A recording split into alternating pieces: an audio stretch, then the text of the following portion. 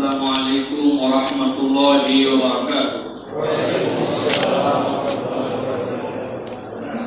إن الحمد لله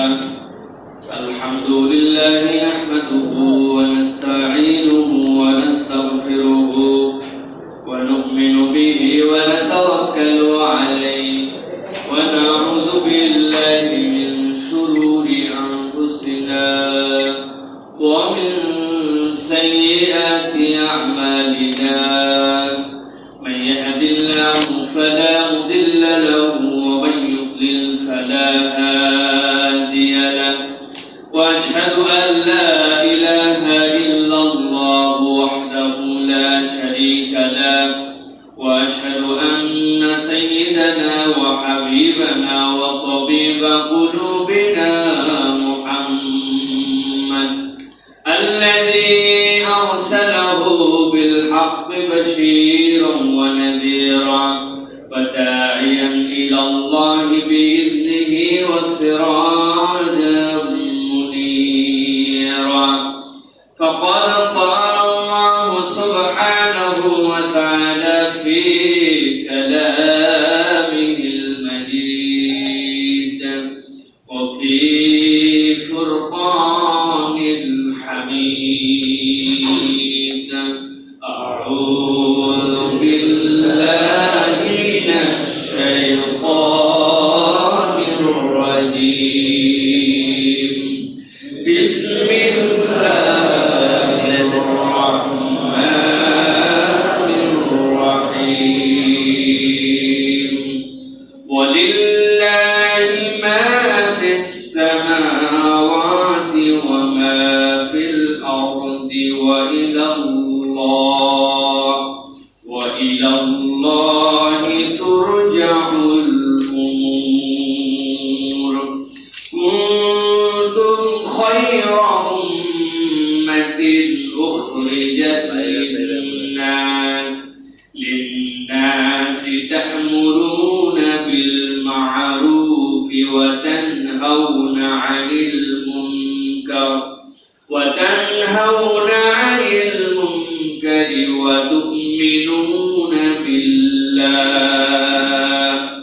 ولو آمن أهل الكتاب لكان خيرا لهم منهم المؤمنون وأكثرهم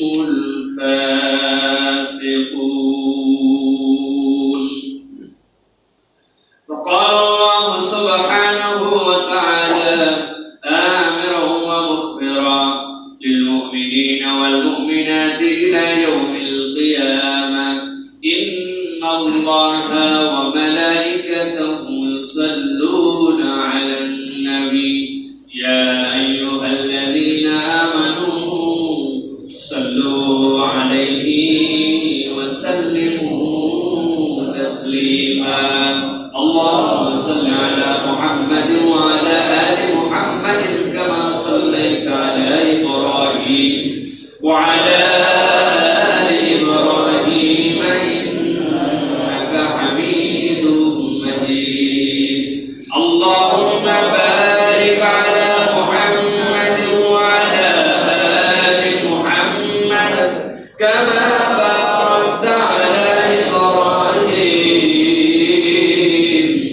وعلى آل إبراهيم إنك حميد مجيد. الحمد لله. দয়াময় মেহেরবান মাবুদ আল্লাহ রাব্বুল আলামিনের শুকরগুজার হচ্ছি যে আল্লাহ রাব্বুল আলামিন আমাদেরকে লক্ষ কোটি মানুষের মাঝ থেকে আলাদা করে দৌলতে ঈমান দান করে আল্লাহ রাব্বুল আলামিনের দেওয়া অনন্য নিয়ামত সুস্থতার জীবন দান করে আল্লাহ রাব্বুল আলামিন তার প্রিয় স্থান মসজিদে সাইয়্যিদুল আইয়াম জুমার দিনে আল্লাহ রাব্বুল আলামিনের এবং তার রাসূলের কথা শোনার মাজলিস মাজালিসুল যিকিরে আমাদেরকে আসা বসার তৌফিক যোগ্যতা মন মানসিকতা পরিবেশ পরিস্থিতি দান করেছেন।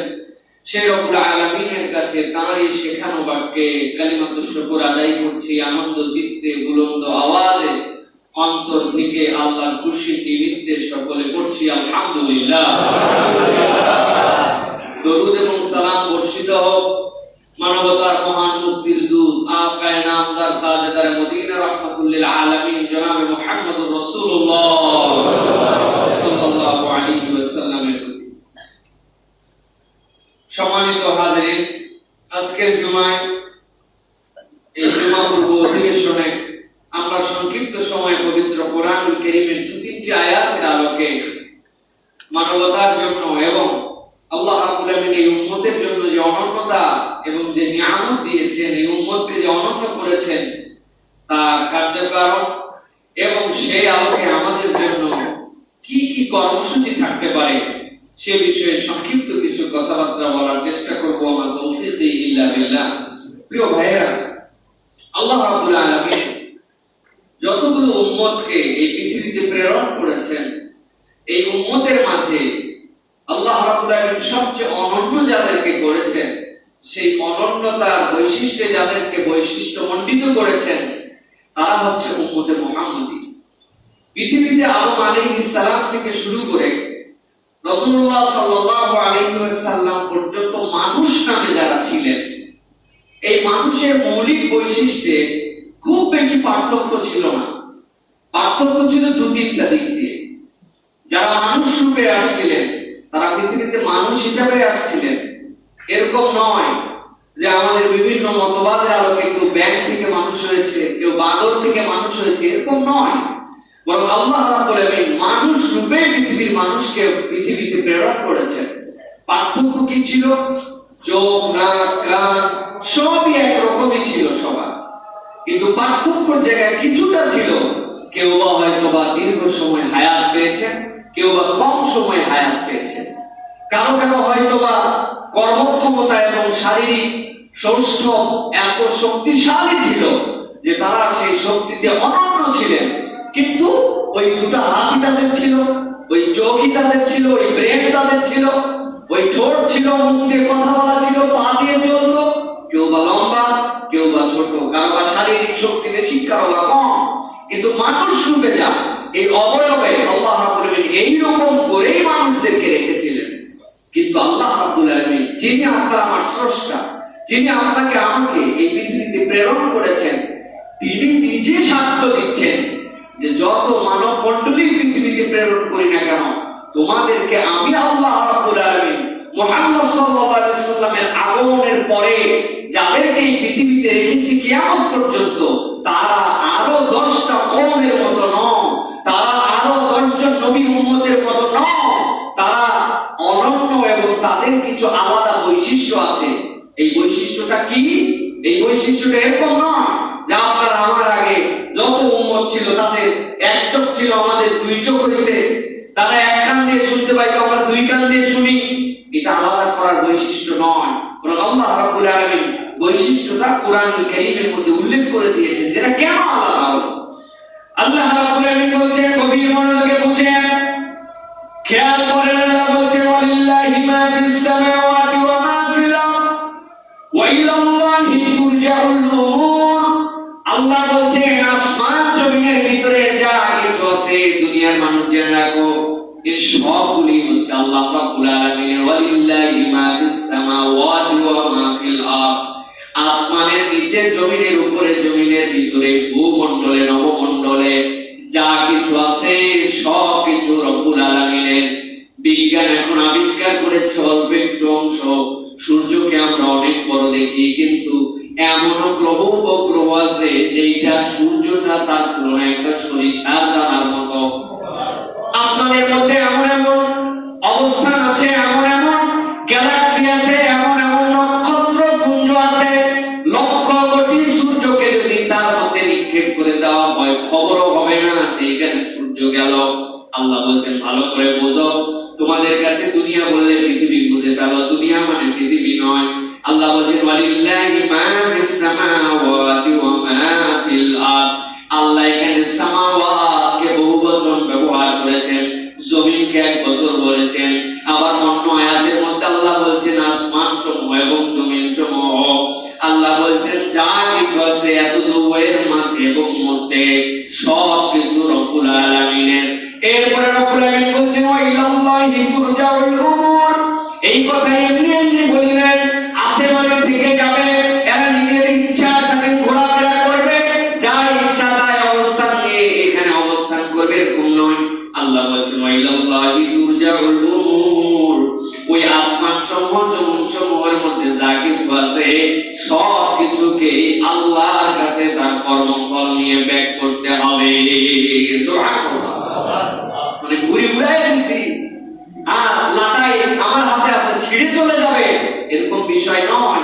আল্লাহ বলছেন ইলাল্লাহি তুরজাউল উমুর, সব বাইকে আল্লাহর কাছে ফেরত যেতে হবে। গভীরভাবে বুঝেন। এরপরে আয়াতে কারিমার জন্য আয়াতে কারিমা বোঝা জরুরি। আল্লাহ বলে দিলেন আসমান জমিনের ভিতরে যা কিছু আছে, যেটা তুমি জানো, যেটা তুমি জানো না, সব কিছু রব্বুল আমিনের কাছে ফেরত যাবে। মানে কি? আল্লাহর কাছে হিসাবের জন্য দাঁড়াতে হবে। সবার ব্যাপারে রব্বুল আমিন খবর রাখেন, সব কিছু আল্লাহ নিয়ন্ত্রণাধীন। এবার আল্লাহ রাব্বুল আমিন পরের বক্তব্যটা দিচ্ছেন। আগের বক্তব্য এত বড় করে আল্লাহ বুঝিয়েছেন কেন? আল্লাহ বলছেন এবার কুনতুম খায়রা উম্মাতিন উখরিজাত লিন-নাস।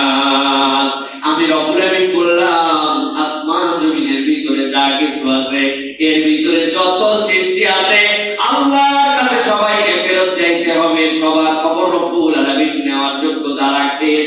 সেই আল্লাহ নিজে সাক্ষ্য দিচ্ছেন, আমি আল্লাহ বললাম কুনতুম খায়রা উম্মা উখরিজাত লিন-নাস, সব কিছুর মধ্যে আমি আল্লাহ তোমাদেরকে উম্মতে মুহাম্মাদীকে সর্বোৎকৃষ্ট করে সৃষ্টি করেছি।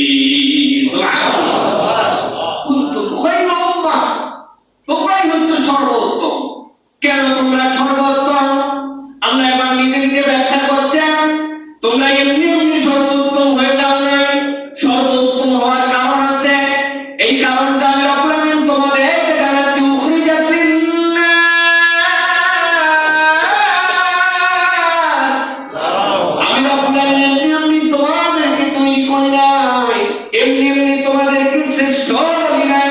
আমি আল্লাহ তোমাদেরকে শ্রেষ্ঠ বলার কারণ হচ্ছে একমাত্র তোমাদের ব্যাপারে আমি আল্লাহ সাক্ষ্য দিচ্ছি।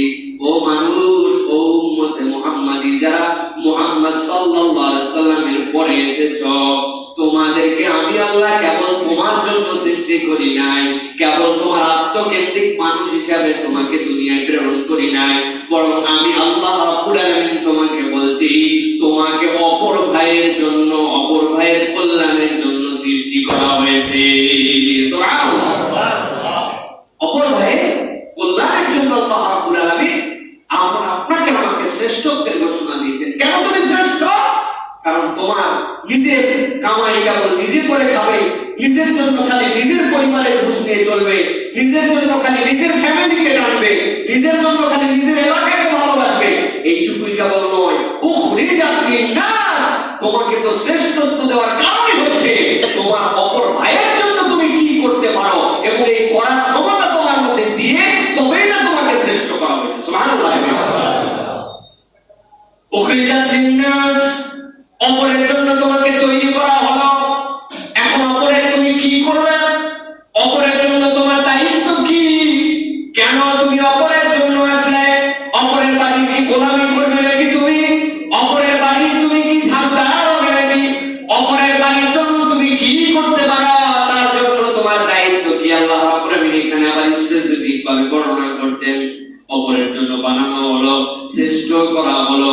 আসমান জমিনে যা কিছু আছে ইলাল্লাহি তুরজাউল উমুর, তার মধ্যে তোমাকে অনন্য করা হলো। কেন তোমাকে করা হলো জানো নাকি?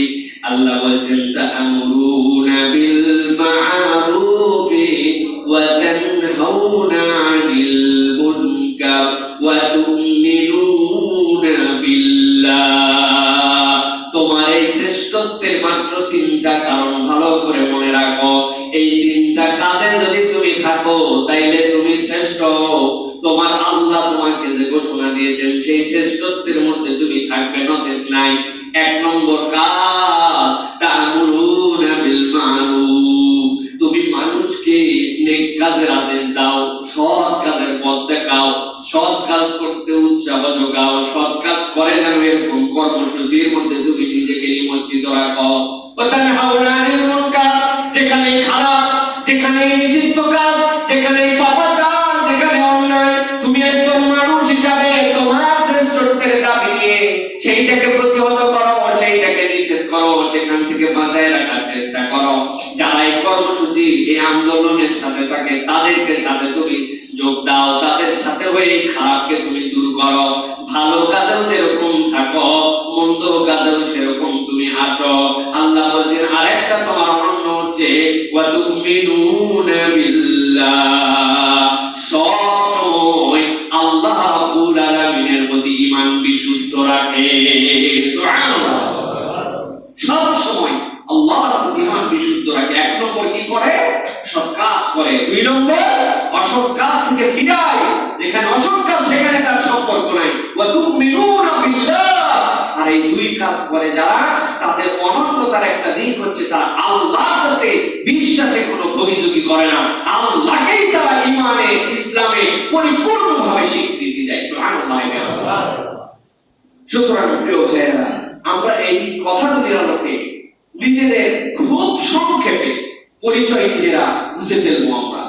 আমরা যদি বুঝি আল্লাহ রাব্বুল আলামিন মানুষের এবং এই উম্মার শ্রেষ্ঠত্বের কারণ বলেছেন এই তিনটা, তাহলে যদি কেউ এই তিনটা কাজের সাথে না থাকে, তাহলে ডেফিনেটলি তার বুঝে ফেলা উচিত যে সে কি কল্যাণের কাজে আছে কিনা, সে কি সত্যি সত্যি আল্লাহ এবং তার রাসূলের ঘোষিত সে উত্তম উম্মাহ কিনা। আপনি সে নেক কাজের আদেশ দেন না, আপনি অন্যায়কে প্রতিহত করেন না, অন্যায় দেখলে আপনার খারাপ লাগে না, আল্লাহর ঈমান কেমনে হয় এইটুকু আপনি বুঝেন না, আপনি দুনিয়ার সব হিসাব বুঝে ফেলেছেন। 20, 25, 30 বছরের জীবনে আপনি ব্যবসা বুঝেন, দোকানদারি বুঝেন, পড়ালেখা বুঝেন, গণিত বুঝেন, ভূগোল বুঝেন, পৃথিবীর বিভিন্ন ধরনের সাধারণ জ্ঞান বুঝেন, কিন্তু এখনো ঈমান বিল উলুহিয়্যাহ কেমনে হয়, ঈমান বিল রুবুবিয়্যাহ কেমনে হয়, আল্লাহর প্রতি ঈমান কেমনে আনতে হয়, এইটা এখনো আপনি বুঝেন না। তার মানে আপনি মানুষ নামে আছেন, কিন্তু আল্লাহর কাছে আপনি শ্রেষ্ঠত্বের মানদণ্ডে উত্তীর্ণ হতে পারেন না। ঠিক কিনা? সুতরাং প্রিয় ভাইরা, আমাদেরকে এই কনসেপ্টটা ভালো করে পরিষ্কার করে নিতে হবে। এরপর আল্লাহ রাব্বুল আলামিন দুনিয়ার মানুষের মধ্যে থেকে এক দলের উদাহরণ দিয়েছেন। আল্লাহ রাব্বুল আলামিন বলছেন ওয়ালাউ আমানা আহলুল কিতাবি লাকানা খায়রান লাহুম। আল্লাহ বলছেন যদি আহলে কিতাব যারা মুহাম্মদ সাল্লাল্লাহু আলাইহি ওয়াসাল্লাম আসার আগে যারা তাওরাত পেয়েছিল, জবুর পেয়েছিল, ইনজিল পেয়েছিল, যারা আহলে কিতাব ছিল, তারা যদি ঈমান আনতো বড়ই ভালো হতো তাদের জন্য। কারণ তারা তো আল্লাহর কোনো না কোনো পয়গম্বরের কিতাবের বার্তাবাহকই ছিল। কেবল তাদের একটু বুঝ দিয়ে মুহাম্মদ সাল্লাল্লাহু আলাইহি ওয়াসাল্লামকে স্বীকার করে নিলেই খুব ভালো হতো। কিন্তু আল্লাহ বলছেন মিনহুমুল মুমিনুন ওয়া আকতারুহুমুল ফাসিকুন। দুনিয়ার মানুষ জেনে রাখো তাদের মধ্যে কত কে আছে কেবল ঈমান এনেছে, বেশিরভাগ তারা ফাসিক, বেশিরভাগ তারা সরাসরি আল্লাহ রাব্বুল আলামিনের যে নির্দেশ, ওই নির্দেশের খেলাফকারী, নির্দেশের ব্যতিক্রমকারী। সূরা মায়েদার ৭৯ নম্বর আয়াতের মধ্যে এই কথাটার ব্যাখ্যার মধ্যে আল্লাহ রাব্বুল আলামিন বলেছেন কানু, তাদের বৈশিষ্ট্য হচ্ছে লা ইয়াতানাউনা আনিল মুনকারি। তাদের বৈশিষ্ট্য হচ্ছে, তাদেরকে কেন আল্লাহ বললেন আকসারুহুমুল ফাসিকুন, তাদের বৈশিষ্ট্য ছিল তারা নেক কাজের কিছু আদেশ তাদের হয়তো দিত, বলতো ভালো কাজ এটা করো, এটা করা উচিত, চলো আমরা সবাই চ্যারিটি করি, চলো আমরা সবাই বন্যাগ্রস্ত মানুষের জন্য কিছু কালেকশন করি, চলো আমরা রেড ক্রস বানায় মানবতার কল্যাণে কিছু কাজ করি। এটা কি নেক কাজের আদেশ। কিন্তু আল্লাহ বলছেন কানুলা ইয়াতানাহাউনা আন মুনকার, কিন্তু তাদের বৈশিষ্ট্য মধ্যে ছিল জীবনে কোনো খারাপ কাজের থেকে কাউকে ঠেকাতো না। আল্লাহ রাব্বুল আলামিন সূরা আলে ইমরানের 109 এবং 110 নম্বর আয়াতের মধ্যে যেটা আপনাদের কাছে তেলাওয়াত করলাম, এই আয়াতের মধ্যে আল্লাহ রাব্বুল আলামিন এই বৈশিষ্ট্যগুলো আপনার আমার জন্য দিয়েছেন। আজকের আলোচনা যদি এখনই শেষ করে দেওয়া হয়, আমার মনে হয় এইটুকু মেসেজ আমাদের জন্য যথেষ্ট। এর ব্যাখ্যা দরকার নেই। সাধারণ আমাদের যে বিবেক, এই বিবেকে আমরা আমাদের মাথার মধ্যে নিয়ে ফেলার কথা। আল্লাহ আপনাকে আমাকে বলছেন সমগ্র পৃথিবীর মধ্যে যাহা সৃষ্টি করেছেন, ওই সৃষ্টির মধ্যে আল্লাহ সবচেয়ে অনন্য যাদেরকে করলেন, আল্লাহ বলছেন তারা কারা? তারা হচ্ছে উম্মাহ। কেন? কারণ তাদের মধ্যে তিনটা গুণ বিদ্যমান। তারা নেক কাজের আদেশ দেয়, ভালো কাজ করতে উৎসাহ দেয়, অন্যায় কাজ থেকে প্রতিহত করে, মানুষকে ফিরিয়ে রাখে, আর আল্লাহর প্রতি ঈমানকে বিশুদ্ধ করে। আল্লাহ উদাহরণ দিচ্ছেন, এই দুনিয়ার বুকে তোমাদের মধ্যে কতগুলো লোক আছে, তারা তারা যদি ঈমান আনতো বড়ই ভালো হতো, কিন্তু তারা ঈমান আনে না। আকসারুহুল ফাসিকুন, তারা অধিকাংশই বিপদগ্রস্ত। কেন? কারণ তাদের মধ্যে এই তিনটা গুণের কতকগুলো ছিল না। আল্লাহ সূরা মায়েদার মধ্যে সেটা বলেছেন। তাদের বৈশিষ্ট্য ছিল যে তারা মানুষকে অকল্যাণের কাছ থেকে ফিরাতো না, খারাপ কাজ থেকে মানুষকে নিষেধ করতো না। প্রিয় ভাইয়েরা, আমাদের জীবনকে বিশ্লেষণ করার জন্য এখন সময় আসছে যে আমরা কি সত্যি সত্যি নেক কাজের আদেশ দেই, অন্যায় কাজ থেকে মানুষকে ফিরাই, আল্লাহর প্রতি ঈমানকে বিশুদ্ধ করেছি আমরা, নাকি আমরা মনে করছি যে আমরা যেমন তেমন যা ইচ্ছা তাই আমরা চলি? প্রিয় ভাইয়েরা, এই যে এই আয়াতে কারিমা কুনতুম খায়রা উম্মাহ, রাসূলুল্লাহ সাল্লাল্লাহু আলাইহি ওয়াসাল্লাম থেকে তিন ধরনের হাদিস পাওয়া যায়। রাসূলুল্লাহ সাল্লাল্লাহু আলাইহি ওয়াসাল্লাম বলছেন, আবু দাউদ সুনানে আবু দাউদের হাদিসের মধ্যে আছে, জান্নাতের মধ্যে যখন মানুষগুলো প্রবেশ করবে, এই জান্নাতে প্রবেশ করার পরে জান্নাতের 80% মানুষ উম্মতে মুহাম্মদী হবে। সুবহানাল্লাহ। আরেক জায়গায় আসছে রাসূলুল্লাহ সাল্লাল্লাহু আলাইহি ওয়াসাল্লাম বলছেন, ফিল জান্নাতি 120 সাফান, জান্নাতের ভিতরে 120টা কাতার হবে। এই কাতার যে কত বড় কাতার কল্পনা করছেন আপনি? আদম আলাইহিস সালাম থেকে তওবা কবুল হওয়ার দিন একদম কিয়ামত পর্যন্ত যত মানুষ, এর মধ্যে থেকে চুজ করার পর আল্লাহ তাদেরকে জান্নাতে ঢুকিয়েছেন 120 কাতার মানুষ। আল্লাহ রাসূল বলেন 80 কাতার হবে আমার উম্মত। সুবহানাল্লাহ। 80 কাতার রাসূলুল্লাহ সাল্লাল্লাহু আলাইহি ওয়াসাল্লামের উম্মত হবে। কারণ কি? কারণ এই মানুষগুলোর অনন্যতার দিকই হচ্ছে তারা আহলে কিতাব বা অন্যদের মতো নয়, ধামাই বানাই করে নাই, বরং আল্লাহ রাব্বুল আলামিন যে দায়িত্ব তাদেরকে দিয়েছিলেন, তারা নেক কাজ যেরকম করেছে অন্যকে সেরকম নেক কাজের পথে ডেকেছে, অন্যায় যেরকম দেখেছে নিজে বেঁচে থেকেছে, অন্যায় কেবল দেখে চুপ করে থাকে নাই, অন্যায় থেকে মানুষকে ফিরিয়েছে, অন্যায়কে অন্যায় বলে উচ্চারণ করেছে তারা। এই জন্য আল্লাহ রাসূল বলছেন তারা অনন্য। সুবহানাল্লাহ।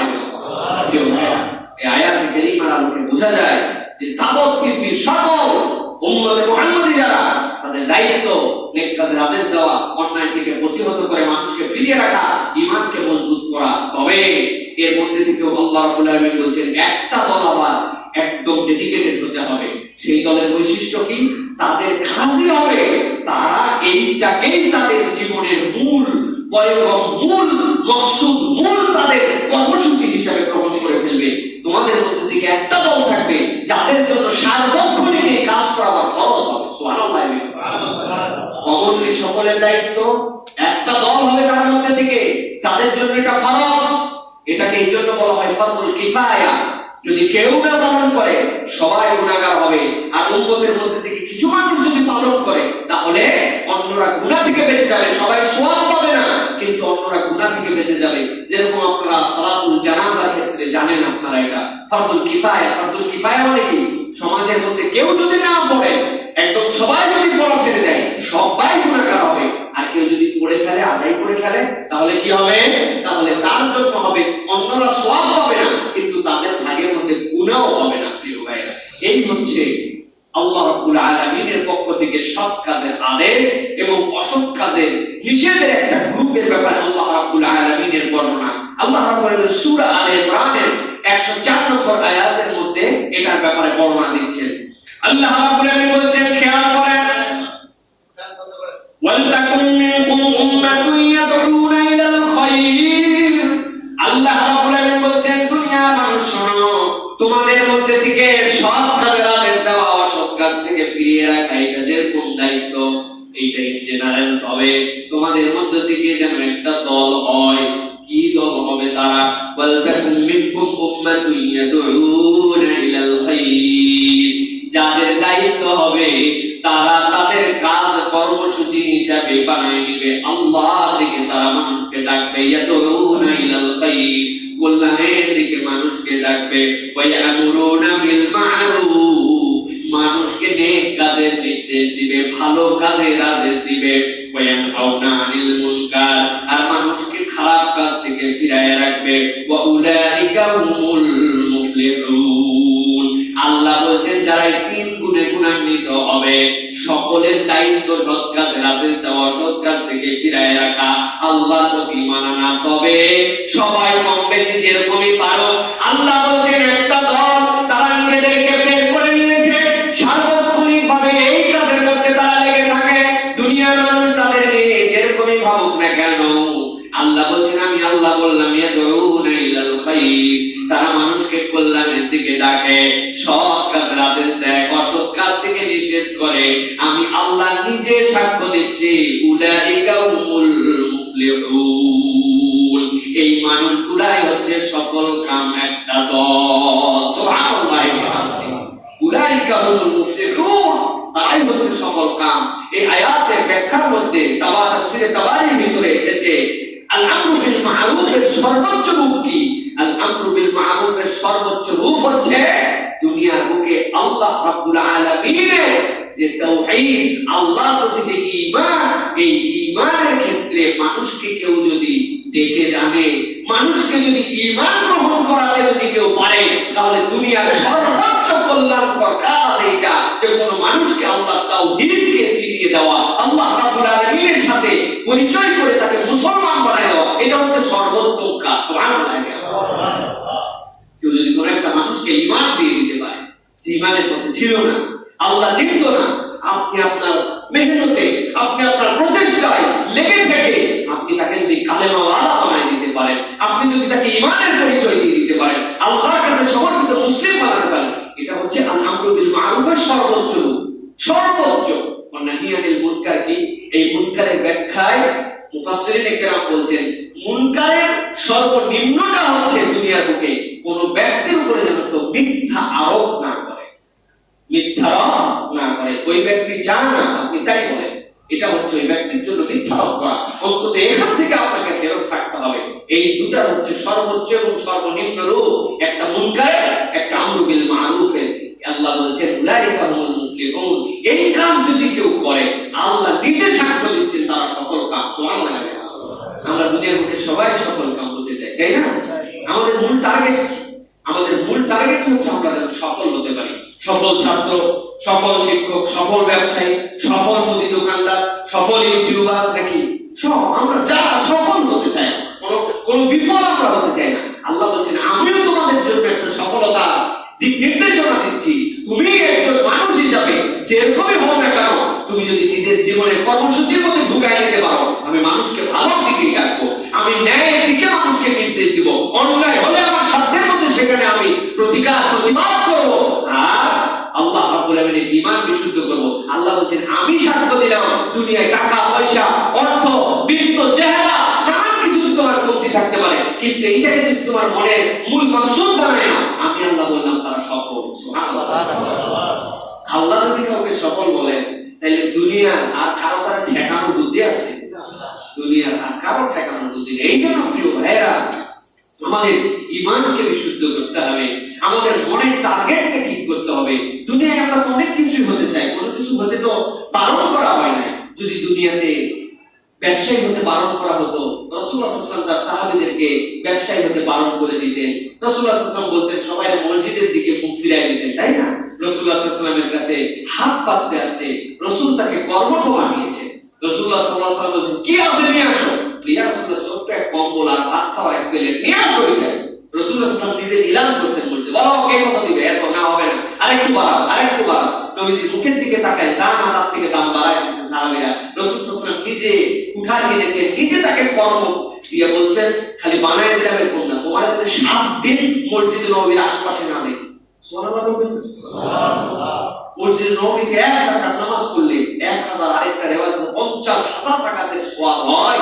নবী করিম সাল্লাল্লাহু আলাইহি ওয়াসাল্লাম বলেন 7 দিন যেন মসজিদ নববীর আশেপাশে না দেখি, যাও কাজ করো। সুবহানাল্লাহ। নবীজি তাকে কাজ করা, কাজের দিকে পাঠিয়েছেন। তার মানে কাজ করতে নবীজি নিরুৎসাহিত করেন নাই। রাসূলুল্লাহ সাল্লাল্লাহু আলাইহি ওয়াসাল্লাম যুদ্ধে যখন আসতো তখন সাহাবীদের থেকে টাকা চাইতেন। তাবুকের যুদ্ধে, হুনাইনের যুদ্ধে হযরত সাইয়েদনা ওসমান গনি রাদিয়াল্লাহু তাআলা এত পরিমাণ দান করেছেন, কল্পনাই করতে পারবেন। উনি দান করতে বললেন, আসমান থেকে টাকা পয়সা আসতো না, দুনিয়ায় ব্যবসা করা লাগতো, ব্যবসা করতে হতো দুনিয়াতে। রাসূলুল্লাহ সাল্লাল্লাহু আলাইহি ওয়াসাল্লামের সমাজে এরকম সবই ছিল। রাসূলুল্লাহ সাল্লাল্লাহু আলাইহি ওয়াসাল্লাম বাজার হাটেও যাইতেন। রাসূলুল্লাহ সাল্লাল্লাহু আলাইহি ওয়াসাল্লাম এরকম না যে নবীজি বাজারে যাইতেন না। নবী যদি বাজারে না যাইতেন, সেই যে সাহাবী গোলামের মতো ছোট্ট একটু কালো বেটের মতো মানুষ মদিনার এক প্রান্ত থেকে আসতেন, নবীজি তারে জড়ায় ধরছেন, বুকের সাথে ঠেসে ধরছেন, পিছন থেকে দেখতে পাই না কে আমারে ধরলো, কে আমারে ধরলো। রাসূলুল্লাহ সাল্লাল্লাহু আলাইহি ওয়াসাল্লাম সেই সাহাবীর ভালোবাসা যেরকম দিতেন, সাহাবী নিজের বুকের সাথে যখন বুঝতে পারছেন যে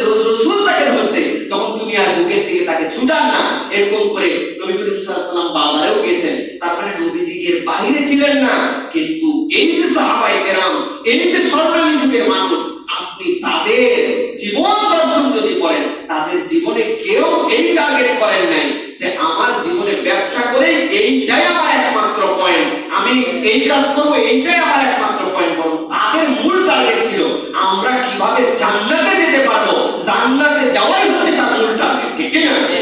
কিন্তু আমরা আমাদের জীবন দর্শনে খেয়াল করে দেখেন, আমরা সব হতে চাই, কিন্তু আপনি লোকজনকে খুঁজে পাবেন না যে বলবে যে আমি একজন ভালো মুসলিম হয়ে, আমি একজন আল্লাহর যোগ্য মুত্তাকি বান্দা হয়ে আমি জান্নাতে যাওয়ার দিকে প্রচেষ্টাকারী। ভাই কই তুমি জান্নাতে যাওয়ার প্রচেষ্টাকারী, কিন্তু তোমার দেখি তো রাত সকালে সবার আগে দোকান খোলো, আবার দোকান বন্ধ করো একবারে যখন বাজারে নির্ধারিত টাইম তার 1 মিনিট আগে বন্ধ করো না, ব্যাপারটা কি?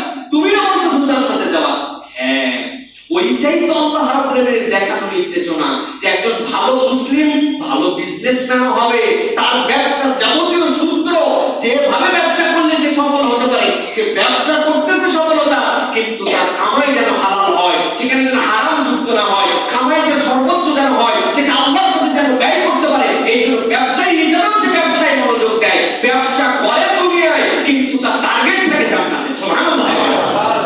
ছাত্র কোচিং মিস করে না, ক্লাস মিস করে না, সব সময় পড়তে যায়। কি ব্যাপার রে, তুই না বললি কয়েকদিন আগে তোর টার্গেট জান্নাতে যাওয়া, এখন দেখি কোচিং ছাড়িস না, স্কুল ছাড়িস না, বাপ রে বাড়ির প্রাইভেট বলে আমি তো ওই জান্নাতে যাওয়ার কাজই এটা করছি। আল্লাহ তো আমার মসজিদের মধ্যে থেকে বসে থাকতে বলেন নাই, আমি যোগ্য একজন ছাত্র হব, যোগ্য একজন মানুষ হব, আমি যেন ভাষা শিখতে পারি, আমি যেন কোরআন হাদিস বুঝতে পারি, কেবল বাংলা ইংরেজি নয়, এক্সট্রা এফোর্ট দিচ্ছি আল্লাহর দেওয়া সেই বিধান বোঝার জন্য, আরবিও যেন শিখতে পারি। আমি এইটা শিখছি এই জন্য একজন ভালো মানুষ হব, বাপমা যেন আমার প্রতি খুশি হয়, সমাজের জন্য কাজে রাখতে পারি, দেশের জন্য কাজে রাখতে পারি। আমি একজন ভালো ছাত্র হচ্ছি, কিন্তু এইটা টার্গেট যেন আমি জান্নাতে যেতে পারি। সুবহানাল্লাহ। নিয়ত ঠিক করেন, নিয়ত বিশুদ্ধ করেন, যাদের এতদিন নিয়ত করেন এখন নিয়ত করেন যে আমাদের মূল টার্গেট হচ্ছে ঈমান নিয়ে কবরে যে আল্লাহ জান্নাতে যাওয়া। ঈমান ইসলাম এটা আমাদের মধ্যে থেকে সরে যাচ্ছে, আমাদের সামনে এক ফেক দুনিয়া হাজির করে দেওয়া হয়েছে। সেই দুনিয়ার রঙে আপনি এখন বেসাহারা, আপনি এখন বেসামাল হয়ে গেছেন। আপনি কি যে হয় আপনি নিজেই নির্ধারণ করতে পারেন নাই। দুনিয়ার মধ্যে অনেক সময় অনেক কথা শুনি আমরা, আমাদের মধ্যে জিজ্ঞাসা করে কি হবে, ডাক্তার হবে, ইঞ্জিনিয়ার হবে, অমুক হবে, কিন্তু এখন কেউ আর বলে না যে আমি একজন ভালো মানুষ হব। ভালো মানুষ পাওয়া যাচ্ছে না, ইঞ্জিনিয়ার পাওয়া যাচ্ছে, ডাক্তার পাওয়া যাচ্ছে, অনেক পাওয়া যাচ্ছে, কিন্তু ভালো মানুষ আমাদের সমাজে পাওয়া যাচ্ছে না। খেয়াল করে দেখেন প্রিয় ভাইরা, কতদিনই তো বলা হয়েছে সূরা ইনসানের যে তাফসীর, সূরা তাহারের যে তাফসীর করা হয়েছে, সেখানে আমরা বলেছি আপনাদের কাছে দুনিয়ার বুকে ছাগলের বাচ্চা ছাগল হয়ে দুনিয়াতে আসে, এরপরে কোনো দিন কেউ বললো না এই যে ছাগলের বাচ্চা তুই এখনো ছাগল হলি না, বলে কেউ গরুর বাচ্চা তুই এখনো গরু হলি না, কেউ বলে না। গরুর বাচ্চা গরু হয়ে আসে একমাত্র 50 বছর বয়সে কোন একটা ভুলের কারণে মানুষকেই মানুষ বলে তুই এখনো মানুষ হলি না, তুই এখনো মানুষ হলি না। কেন ওই মানুষ হলি ছাগল হয়ে আসে, বানর হয়ে আসে, হাত পা চোখ কান মুখ সবই আছে, খালি হাত পা চোখ কান মুখ নিয়ে আসলে মানুষ হয় না। মানুষ হওয়ার জন্য মানবীয় যে গুণাবলী, মানবীয় যে বহিঃপ্রকাশ আছে, আল্লাহর দেওয়াতে তার জীবনে রিফ্লেক্ট আছে, ওই রিফ্লেক্টটা নিজের জীবনে ঘটাতে হয়। আমরা আমাদের জীবনে এখন মানবীয় রিফ্লেক্ট ঘটাতে পারি না, হয়তো দাড়ির রিফ্লেক্ট ঘটাইছি, জুব্বার রিফ্লেক্ট ঘটাইছি, নামাজের রিফ্লেক্ট ঘটাইছি, কিন্তু মানবীয় রিফ্লেক্ট এখন আমাদের জীবনের অনেকেরই প্রকাশ হয় না, ঠিক না? এই জন্য প্রিয় ভাই, আমাদেরকে মানুষ হতে হবে। আল্লাহ রাব্বুল আলামিন আপনার আমার জন্য এই দিক নির্দেশনাটা দিচ্ছেন। প্রিয় ভাইরা, এরপরে আমরা দেখব এই যে সৎ কাজের আদেশ, অসৎ কাজের নিষেধ, এইগুলা কতগুলা পর্যায় আছে। সর্বোচ্চ পর্যায়টা হচ্ছে রাষ্ট্রের কাছে। সর্বোচ্চ পর্যায়টা কার কাছে? রাষ্ট্রের কাছে। আল্লাহ রাব্বুল আলামিন রাষ্ট্রের কর্মসূচি ঘোষণা করেছেন। আল্লাহ বলছেন আমাদের মধ্যে একটা মিসকনসেপ্ট এইটাও একটা, যে অমুক দল ইসলামিক দল, সেই দল যদি রাষ্ট্রের অমুক দায়িত্বে যায় তারপরে বোধহয় তাদের জন্যই দায়িত্ব হবে না। আপনি যদি ইমানদার দাবি করেন, ভালো করে পরিষ্কার বুঝে নেন, আপনি যদি নিজেকে মুমিন দাবি করেন, আপনি নিজেকে যদি মুসলমান পরিচয় দেন, আপনি যদি বলেন আমার আল্লাহ এক, আমার রাসূল মুহাম্মদ সাল্লাল্লাহু আলাইহি ওয়াসাল্লাম আমি পরকালে বিশ্বাস করি, মৃত্যুর পরে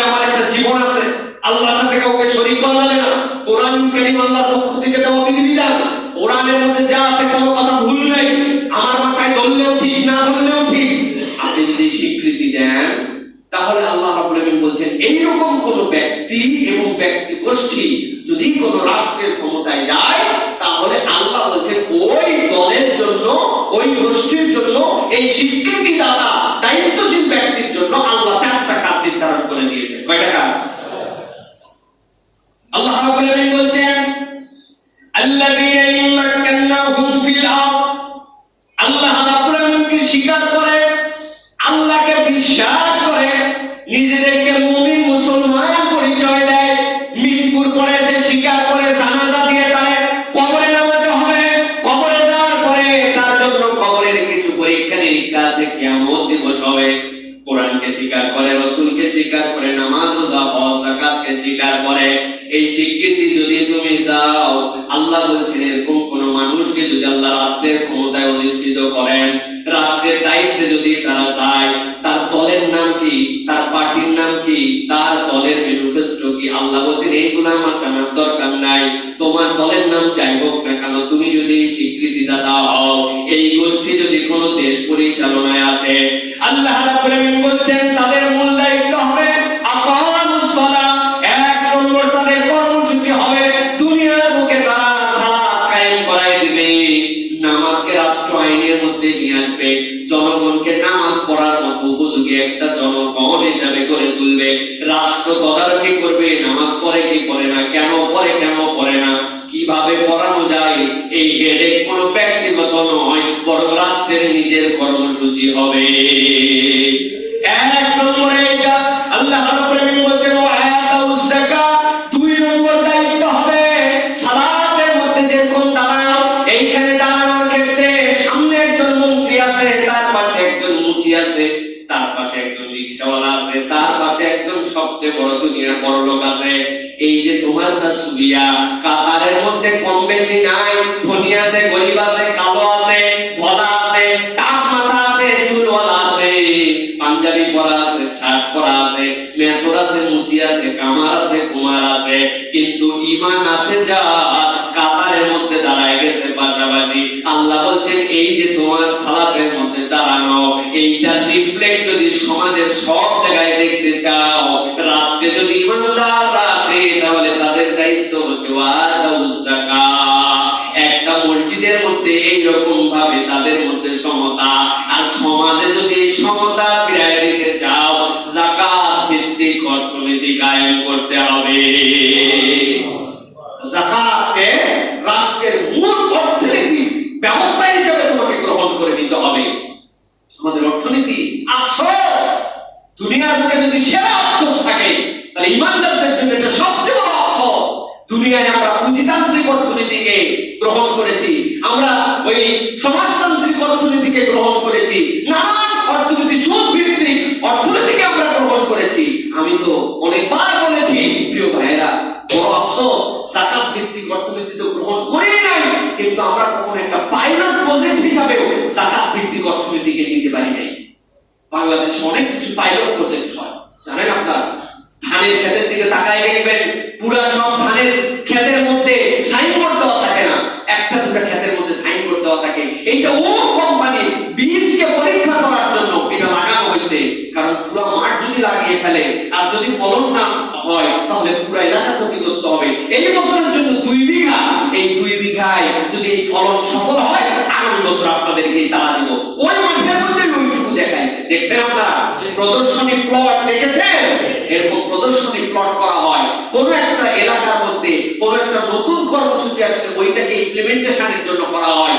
গ্রোথ বাংলাদেশের যে বঙ্গ ভ্যাক্স আবিষ্কার করেছে, ওটার জন্য গতকালকে তাদেরকে অনুমোদন দিয়েছে, দিয়ে কি বলছে, না আগেই মানুষের গায়ে দেওয়া যাবে না, দিয়ে যদি ক্ষতি হয়ে যায় তাহলে তো বিরাট বিপদ, কি করতে হবে, শিম্পাঞ্জি এবং বানরের গায়ে দিতে হবে।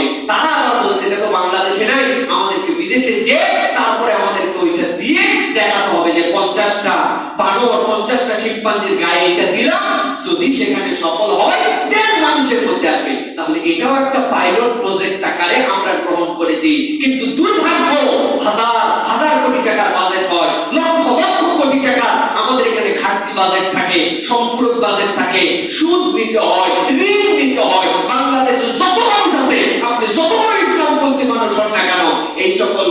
যে ঋণ হয়, গড় কিছু মাথায় সবার ভাগে সেইটা যায়, যায় কিনা?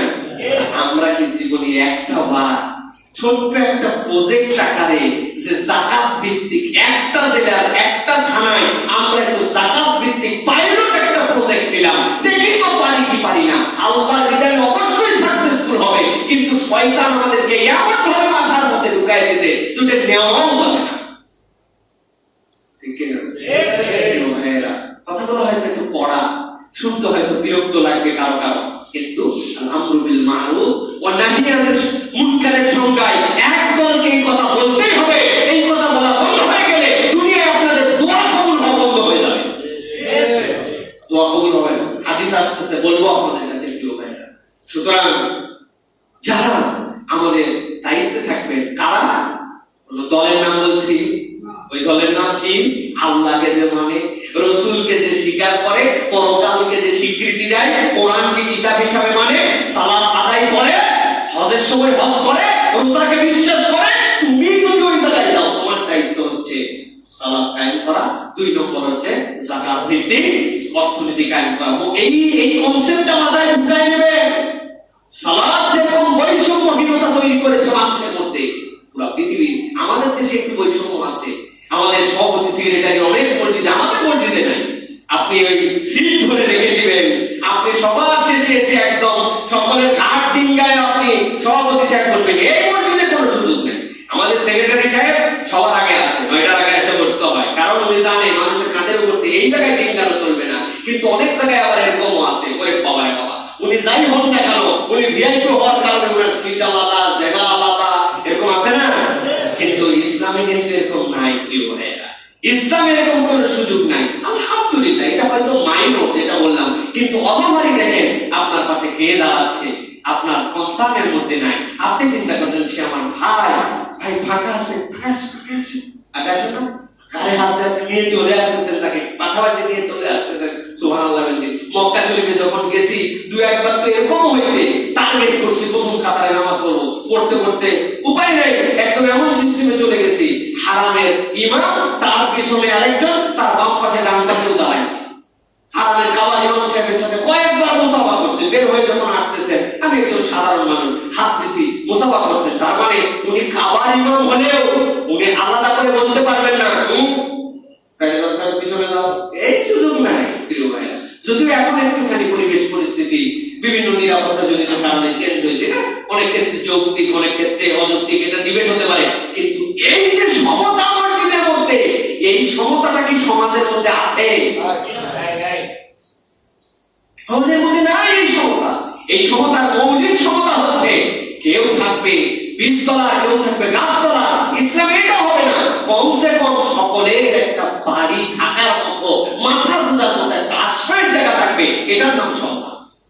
আপনাকে বলতেছে না 10 তলা সরকার বাড়ি বানাই দিবে, কিন্তু 10 তলায় থাকবে না, এটা দায়িত্ব কে নিবে? রাষ্ট্র। কে নিবে? রাষ্ট্র। কেন সে করতে পারলো না? ব্যবস্থাপনার ক্ষেত্রে মূল যে ইকোনমিক ফান্ডিং হবে, সেটা কি? যাকাত। সেটা কি? যাকাত। এই জন্য অদ্ভুত, আল্লাহ রাব্বুল আলামিন যেখানেই বলেছেন ইকামিস সালাত, তারপরে কি? ইতাইজ যাকাত, ওয়াতুজ যাকাত। অদ্ভুত, যেখানে আল্লাহ বলেছেন সালাত কায়েম করতে, সেখানে বলেছেন যাকাতের কথা বলেছেন। অথচ দেখেন আমাদের যাকাতের সিরিয়াল আবার পিছনে, নামাজ, রোজা, হজ, যাকাত, তাই না? বলে দেখেন ভুল, আমি আপনাদের পরীক্ষা নেওয়ার জন্য বললাম, নামাজ, হজ, নামাজ, রোজা ভুল, নামাজের পরে যাকাত, সালাতের পরে যাকাত, নামাজ রোজা না, নামাজ যাকাত। প্রিয় ভাইরা, এটা আল্লাহ রাব্বুল আলামিনের দেওয়া পদ্ধতি। এই পদ্ধতির মাধ্যমে সমাজের সর্বোচ্চ সৌন্দর্য মণ্ডিত করা সম্ভব। এরপরে আল্লাহ রাব্বুল আলামিন বলছেন দ্বিতীয় দায়িত্ব এটা, 3 নম্বর কি? ওয়া আমারু বিল মারুফ। তাদের 3 নম্বর কর্মসূচি হবে সব সময় তারা সৎ কাজের আদেশ দিবে। রাষ্ট্র যখন কোনো কিছুর আদেশ দেয়, সেটা আইন হয়ে যায়, সেটা নির্দেশ হয়ে যায়, ঠিক না? উনি তখন অনুরোধ করবে না, রাষ্ট্র আপনাকে অনুরোধ করবে না, রাষ্ট্র আপনাকে নির্দেশ দিবে, তোমাদেরকে ভালো কাজ করতে হবে, নেক কাজ করতে হবে, কল্যাণকর কাজ করতে হবে।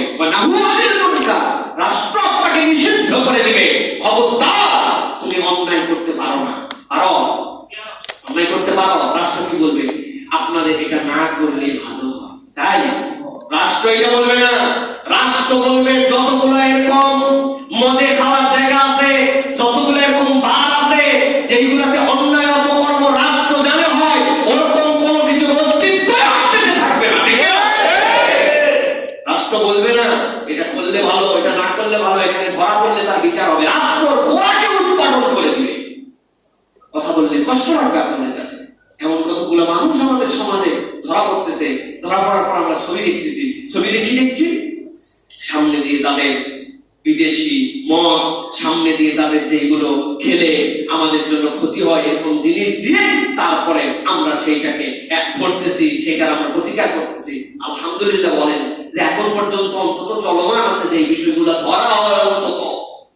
কিন্তু আমার একটু জিজ্ঞাসা প্রিয় ভাইয়েরা, এই যে সামনে যেগুলো দিয়ে ছবি তুলতেছি এইগুলো আসমান থেকে ফেরেশতা নাকি আল্লাহ আরেক সৃষ্টি জিন এইগুলো দিয়ে গেছে? কে বলেন? ফেরেশতা না জিন? যে কোনো একটা তো বলবেন। এগুলো কেউই দেয় না ভাই, এগুলো কোনো না কোনো পদ্ধতিতে আসছে। কোন দিক দিয়ে আসছে? কোনো বর্ডার দিয়ে আসছে, কোনো বিমানে আসছে, কোনো বা পদ্ধতিতে আসছে। তাহলে প্রিয় ভাইরা, যে খারাপ জিনিসটা আমাদের এখানে ঢোকার পরে আমরা ধরতেছি, আমরা কেন শুরুতেই সেটা বন্ধ করে দিতে পারছি না? ঠিক কিনা? এটাই তো আমাদের করা উচিত, তাই না?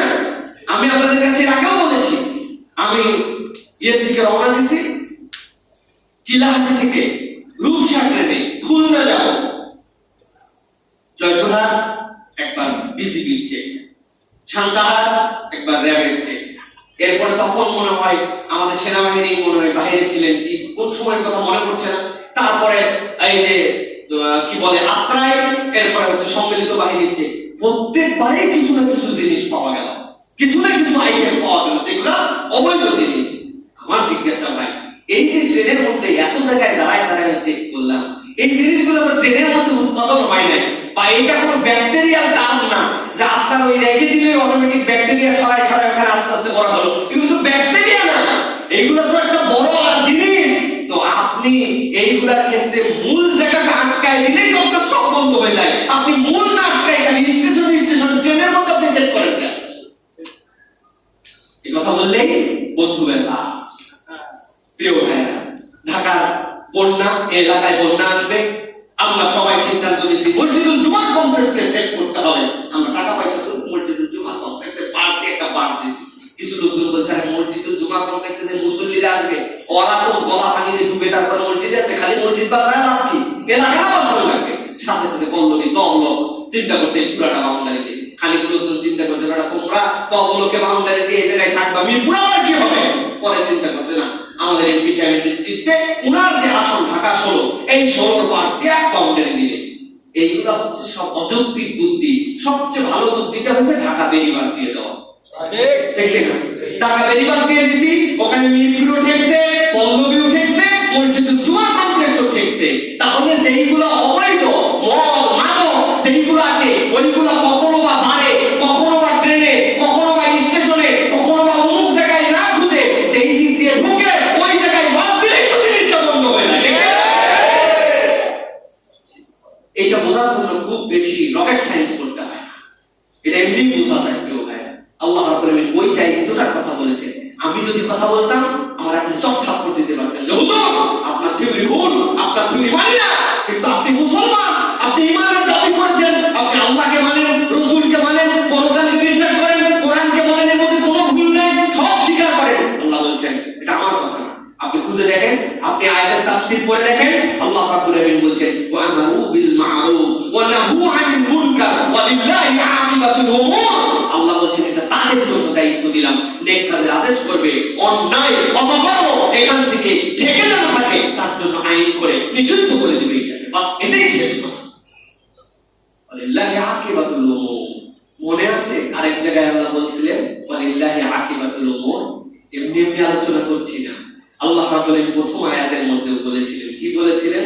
আল্লাহ রাব্বুল আলামিন বলেছিলেন ওয়ালিল্লাহি মা ফিস সামাওয়াতি ওয়া মা ফিল আরদি ওয়া ইলাল্লাহি তুরজাউল উমুর। এইটা হচ্ছে সূরা আলে ইমরানের 109 আর 10। আর আল্লাহ রাব্বুল আলামিন এখানে আবার বলছেন ও দুনিয়ার মানুষ যারা তোমরা এরকম রাষ্ট্রের দায়িত্বে আছো তাদের জন্য আমি আল্লাহ বললাম চারটা কাজ তোমাদেরকে রেখে দিলাম। আর জেনে রাখো ওয়ালিল্লাহি আকিবাতুল উমুর, আল্লাহর কাছে তোমাদেরকে ফেরত আসতে হবে। এটা আল্লাহ ভয় দেখাইছে, এটা আল্লাহ ভয় দেখাইছে। করতেছিস না, বাইরে ঘুরটামি করতেছিস, বেড়াচ্ছিস, সন্ধ্যায় সোমবারে থাকিস, দেখছো বলে না আপনারা আমাদেরকে বলছে আব্বা খেলতে মানা করে গেছে, লোভে খেলায় খেলতে চলে গেছে, আইসে দেখছে, কিছুই বলে আমার কথা শোনো নাই, খেলতে গেছো এখন তুমি মজা নিচ্ছ, দেখি কার বাড়িতে রাখতে থাকিস। বুঝছেন আপনি মানে সন্ধ্যার পরে কি ধোলা এটা হবে। আল্লাহ রাব্বুল আলামিন একই কথা বলছেন, ওয়ালিল্লাহি আকিবাতুল উমুর, আল্লাহর কাছে তোমাকে ফেরত আসতে হবে। মনে রাখো এই যে টু দা পয়েন্ট বললাম, এই পয়েন্টের হিসাব দিতে হবে। তুমি আল্লাহকে স্বীকার করে, দ্বীন ইসলামকে স্বীকার করে মুসলমান বলে তুমি ওই জায়গায় তুমি করো নাই কেন? আমাদের এক দল এখন আমরা মনে করছি না অমুক দল গেলে অমুক পার্টি গেলে এই কাজ করবে। জি না, আল্লাহ এবং রাসূলকে যে ভালোবাসে, আল্লাহ এবং রাসূলকে যে স্বীকার করে সেই আল্লাহ তো, ঠিক না? আল্লাহ রাব্বুল আলামিন আমাদেরকে বুঝ দান করুন। প্রিয় ভাইরা, যদি এই কাজ না করি আমাদের কি ক্ষতি ভালো করে বোঝেন, সংক্ষেপে বলে দিচ্ছি। অন্যায়ের প্রতিবাদ কেন জরুরি? রাসূলুল্লাহ সাল্লাল্লাহু আলাইহি সাল্লাম বলেন, ওয়ালা তাখুযুনা আলা ইয়াদাইজ যালিম, তোমরা অন্যায় যে করে তার হাত ধরবে, হাত ধরে তাকে এখান থেকে বিরত রাখবে, তাকে ভালো কাজ করতে বাধ্য করবে, অন্যায় করতে তাকে নিষিদ্ধ করবে। এটা রাষ্ট্রের দায়িত্ব। আল্লাহ রাব্বুল আলামিনের রাসূল বলেন, যদি তোমরা এই অন্যায়কারীর হাত ধরে তাকে সঠিক পথে না নিয়ে আসো, অন্যায় থেকে যদি না ফিরাও, আমি রাসূলুল্লাহ সাল্লাল্লাহু আলাইহি সাল্লাম বললাম, লা ইয়াযরিবাল্লাহু বিকুলুবি বা'দিকুম আলা বা'দিন সুম্মা লা ইয়ালআনাকুম কামা লা'নাহুম। আল্লাহ বলতেছেন, আল্লাহ রাসূল বলেন, এই কাজ যদি তোমরা ছেড়ে দাও, এই কাজ যদি যারা সর্বোচ্চ পাওয়ারে তারা যদি এই কাজ না করে, তাহলে তোমাদের তিনটা খারাপ দিক তোমাদের মধ্যে ঢুকবে। বলে ইয়াযরিবাল্লাহু বিকুলুবি বা'দিকুম আলা বা'দিন, তোমাদের একজনের সাথে আরেকজনের অন্তরের মধ্যে আল্লাহ বিদ্বেষ তৈরি করে দেবে। আউযুবিল্লাহ বলেন, আল্লাহ অন্তরের মধ্যে বিদ্বেষ ওয়ালা অন্তর বানায় দিবেন। কেন? তুমি তোমার ক্ষমতা থাকার পরেও তুমি ন্যায় কাজের নির্দেশ দাও নাই, যে অন্যায় করে তাকে তুমি ঠেকাও নাই কেন? 2 নম্বর কি করবেন? তোমাদের মধ্যে শত্রুতার ভাবাপন্ন মনোভাবাপন্ন বানায় দিবেন। আর 3 নম্বরে যে ইহুদিদের প্রতি লানত হয়েছিল, তোমাদের প্রতি লানত চলে আসবে। আউযুবিল্লাহ। কত ভয়াবহ কথা আমাদের সমাজের মধ্যে, কত ভয়াবহ নির্দেশ। রাসূলুল্লাহ সাল্লাল্লাহু আলাইহি ওয়াসাল্লাম বলেন, হাদিস হাজমাউজ জাওয়ায়েদ 7ম খণ্ডে 269 নম্বর হাদিস, দেখে নেবেন। এটা আমার বানানো কথা না, রাসূল আরবি সাল্লাল্লাহু আলাইহি ওয়াসাল্লামের কথা। যদি অন্যায় জালেমকে যদি আমরা না ঠেকাই, তাহলে রাসূলুল্লাহ সাল্লাল্লাহু আলাইহি ওয়াসাল্লাম বলেন এরকম পরিণতি হয়ে যাবে তোমাদের। এরপরে রাসূলুল্লাহ সাল্লাল্লাহু আলাইহি ওয়াসাল্লাম বলেন, দুনিয়া কোন অন্যায়কে প্রশ্রয় দেওয়া যাবে না। এটা কোন মুমিনের গুণ হতে পারে না। রাসূল বলেন, লা ইয়াহতারান্না আহাদুকুম, যখন তোমাদের মধ্যে কেউ কোন অন্যায়কে প্রশ্রয় দিবে, এইটাকে সে অত বেশি গুরুত্ব দিবে না। তাকে যখন যে জিজ্ঞাসা করা হবে, কেন তুমি এই সৎ কাজের আদেশ দিলে না, অসৎ কাজের তুমি কেন নিষেধ করো না, সে বলবে, মানুষজন যে অবস্থা হয়ে গেছিল ভাই, এই মানুষজনের মধ্যে এই কথা বললে কি যে হয়, এই জন্য আমি এই কথা বলি না। আল্লাহ রাব্বুল আলামিন ওই দিন তাকে বলবেন, আমি কি অধিক হকদার তোমার কাছে ছিলাম না রব হিসাবে, যে তুমি আমাকে অধিক ভয় করে আমি যে নির্দেশ দিছি সেইটা তুমি বাস্তবায়ন করে মানুষকে কল্যাণের দিকে ডাকবে, অকল্যাণটা মানুষকে জানাবে, আর তুমি মানুষের ভয়ে তুমি অকল্যাণ মানুষকে বলো নাই। তোমার কাছে কি আমি রব হিসাবে বেশি হকদার ছিলাম, নাকি ওই মানুষরা তোমার কাছে বেশি হকদার ছিল? কি উত্তর দিব আমরা? কি উত্তর দিব আমরা? প্রিয় ভাইরা, আস্তে আস্তে আমাদের মনের মধ্যে থেকে টেন্ডেন্সি পর্যন্ত চলে যাচ্ছে। মনের মধ্যে আমাদের এরকম যে একটা কামনা, এই কামনাটাও আমাদের মনের মধ্যে নাই। উল্টা তো আমরা খালি মানুষকে কেমনে দূরে ঠেলে দেওয়া যাবে এই টেন্ডেন্সির মধ্যে আছে। মানুষকে কেমনে দূরে ঠেলা যায়। প্রিয় ভাইরা, খুব সাবধান আমাদের জন্য। প্রিয় ভাইরা, আমাদের মানুষকে আমরা যে দূরে ঠেলছি, মানুষের যে শুধুমাত্র দোষ তালাশ করে তাকে শুধরায় না দিয়া শুধুমাত্র তাদেরকে মনে করতেছি আমরা আমার প্রতিপক্ষ বানাই ফেলতেছি, এটা তো ভয়ঙ্কর টেন্ডেন্সি আমাদের মধ্যে। মসজিদের মধ্যে এসে মসজিদের দায়িত্বশীল ফতোয়া জানাতে চাচ্ছে যে হুজুর একটা ফতোয়া দেওয়া লাগবে। কি ফতোয়া? আমি তো ফতোয়া দেই না ভাই, আমি তো মুফতি না, এই সম্পর্কে আমার কোনো ধারণাই নেই। কিছু মাসালা মুফতিদের কাছ থেকে শুনে কিতাবাদিতে পড়ে জানি, কোন মাসালা যদি আমি দিতে পারি, আমি কোনো ফতোয়া দেওয়া যোগ্যতাও রাখি না, অধিকারও নাই। কি বলেন হুজুর, মাসলা কাইলেন কি মাসলা? ওই আমার মসজিদে ইমাম সাহেবের হুজুর পিছে আমি 12 বছর নামাজ পড়ি, 3 খান সাংঘাতিক দোষ খুঁজে পাইছি ইমাম সাহেব। যা কথা আসে আপনার একটু বুকে জড়ায় ধরি, কেন হুজুর আমি দোষ খুঁজে পাইছি, আপনি আমার বুকে জড়ায় ধরবেন কেন? আপনি 12 বছর ইমাম সাহেবের পিছে নামাজ পড়ে 3টা দোষ খুঁজে পাইছেন, আর আপনি কতই না অনন্য মানুষ যে আপনার 12 বছরের কোনো দোষ নাই, আগে আপনার বুকে জড়ায় কি বলে আমার দোষে ভরা, আমার কোনো গুনাহ শেষ নাই, আপনি কি উল্টো বুঝতেছেন? আমি বললাম আপনার গুনাহ খাতা শেষ নাই, আপনার ভুলের শেষ নাই, 12 বছরে আপনি ইমাম সাহেবের 3 খান ভুল খুঁজে পাইছেন, তার জন্য ফতোয়া দিয়েছেন। আপনার এই ধরনের মন বিবেক 12 বছর নামাজ পড়ে কেমনে হলো? আমরা মানুষের দোষ তালাশ করে খুঁজে বের করে ফেলতেছি, আর তাদের ঘুরে সরানোর জন্য ফতোয়া খুঁজতেছি। এই তো আমাদের মনের অবস্থা প্রিয় ভাইরা। অথচ এটা কখনো একজন মানুষের মনের মৌলিক অবস্থা হতে পারে না। তাহলে মানুষের ভুল কি আমি বলে দিব না? হ্যাঁ, মানুষের ভুল আপনি বলবেন তাআওয়ানু আলাল বিররি ওয়াত তাকওয়া ওয়া লা তাআওয়ানু আলাল ইসমি ওয়াল উদওয়ান। আপনি তাকে কল্যাণের দিকে ডাকবেন, তাকে আপন করে ডাকবেন, তাকে দূরে ঠেলে দিবেন না, তার ভুল ধরাই দিবেন তাকে। কথা নাই, বার্তা নাই, কিচ্ছু নাই। লোকটাকে আমি নিজেই বলতেছি আমি চিনি না, আমি জানি না, অমুকের সাথে আমার সম্পর্ক নাই, তাকে আমি কোনোদিন দেখি না, কিন্তু আমার মন চাইলো তাই কাফের বলে দিলাম, আমার মন চাইলো আগামী পাশানি কিচ্ছু না বুঝে তাকে আমি খারেজি বানাই দিলাম। এটা কি ধরনের টেন্ডেন্সি প্রিয় ভাইরা? এটা তো কঠিন টেন্ডেন্সি। এটা আপনি মানুষকে দূরে ঠেলে দিচ্ছেন, মানুষকে আপনি খাওয়ারেজ বানিয়ে দিচ্ছেন, খারেজি বানিয়ে দিচ্ছেন যাকে তাকে আপনি। এটা তো উত্তম পদ্ধতি নয়। বরং এখানে পদ্ধতি কি হতে পারতো? আল্লাহ রাব্বুল আলামিন বলছেন আপনার অন্তরের মধ্যে তো তার জন্য মায়া থাকার কথা। রাসূলুল্লাহ সাল্লাল্লাহু আলাইহি ওয়াসাল্লাম সাহাবীদের চরিত্র কি ছিল? তারা রুহামাউ বাইনাহুম, তারা একজন আরেকজনের প্রতি দয়ার্দ্র ছিলেন। রুহামাউ বাইনাহুম তারাহুম রুকআন সুজদা।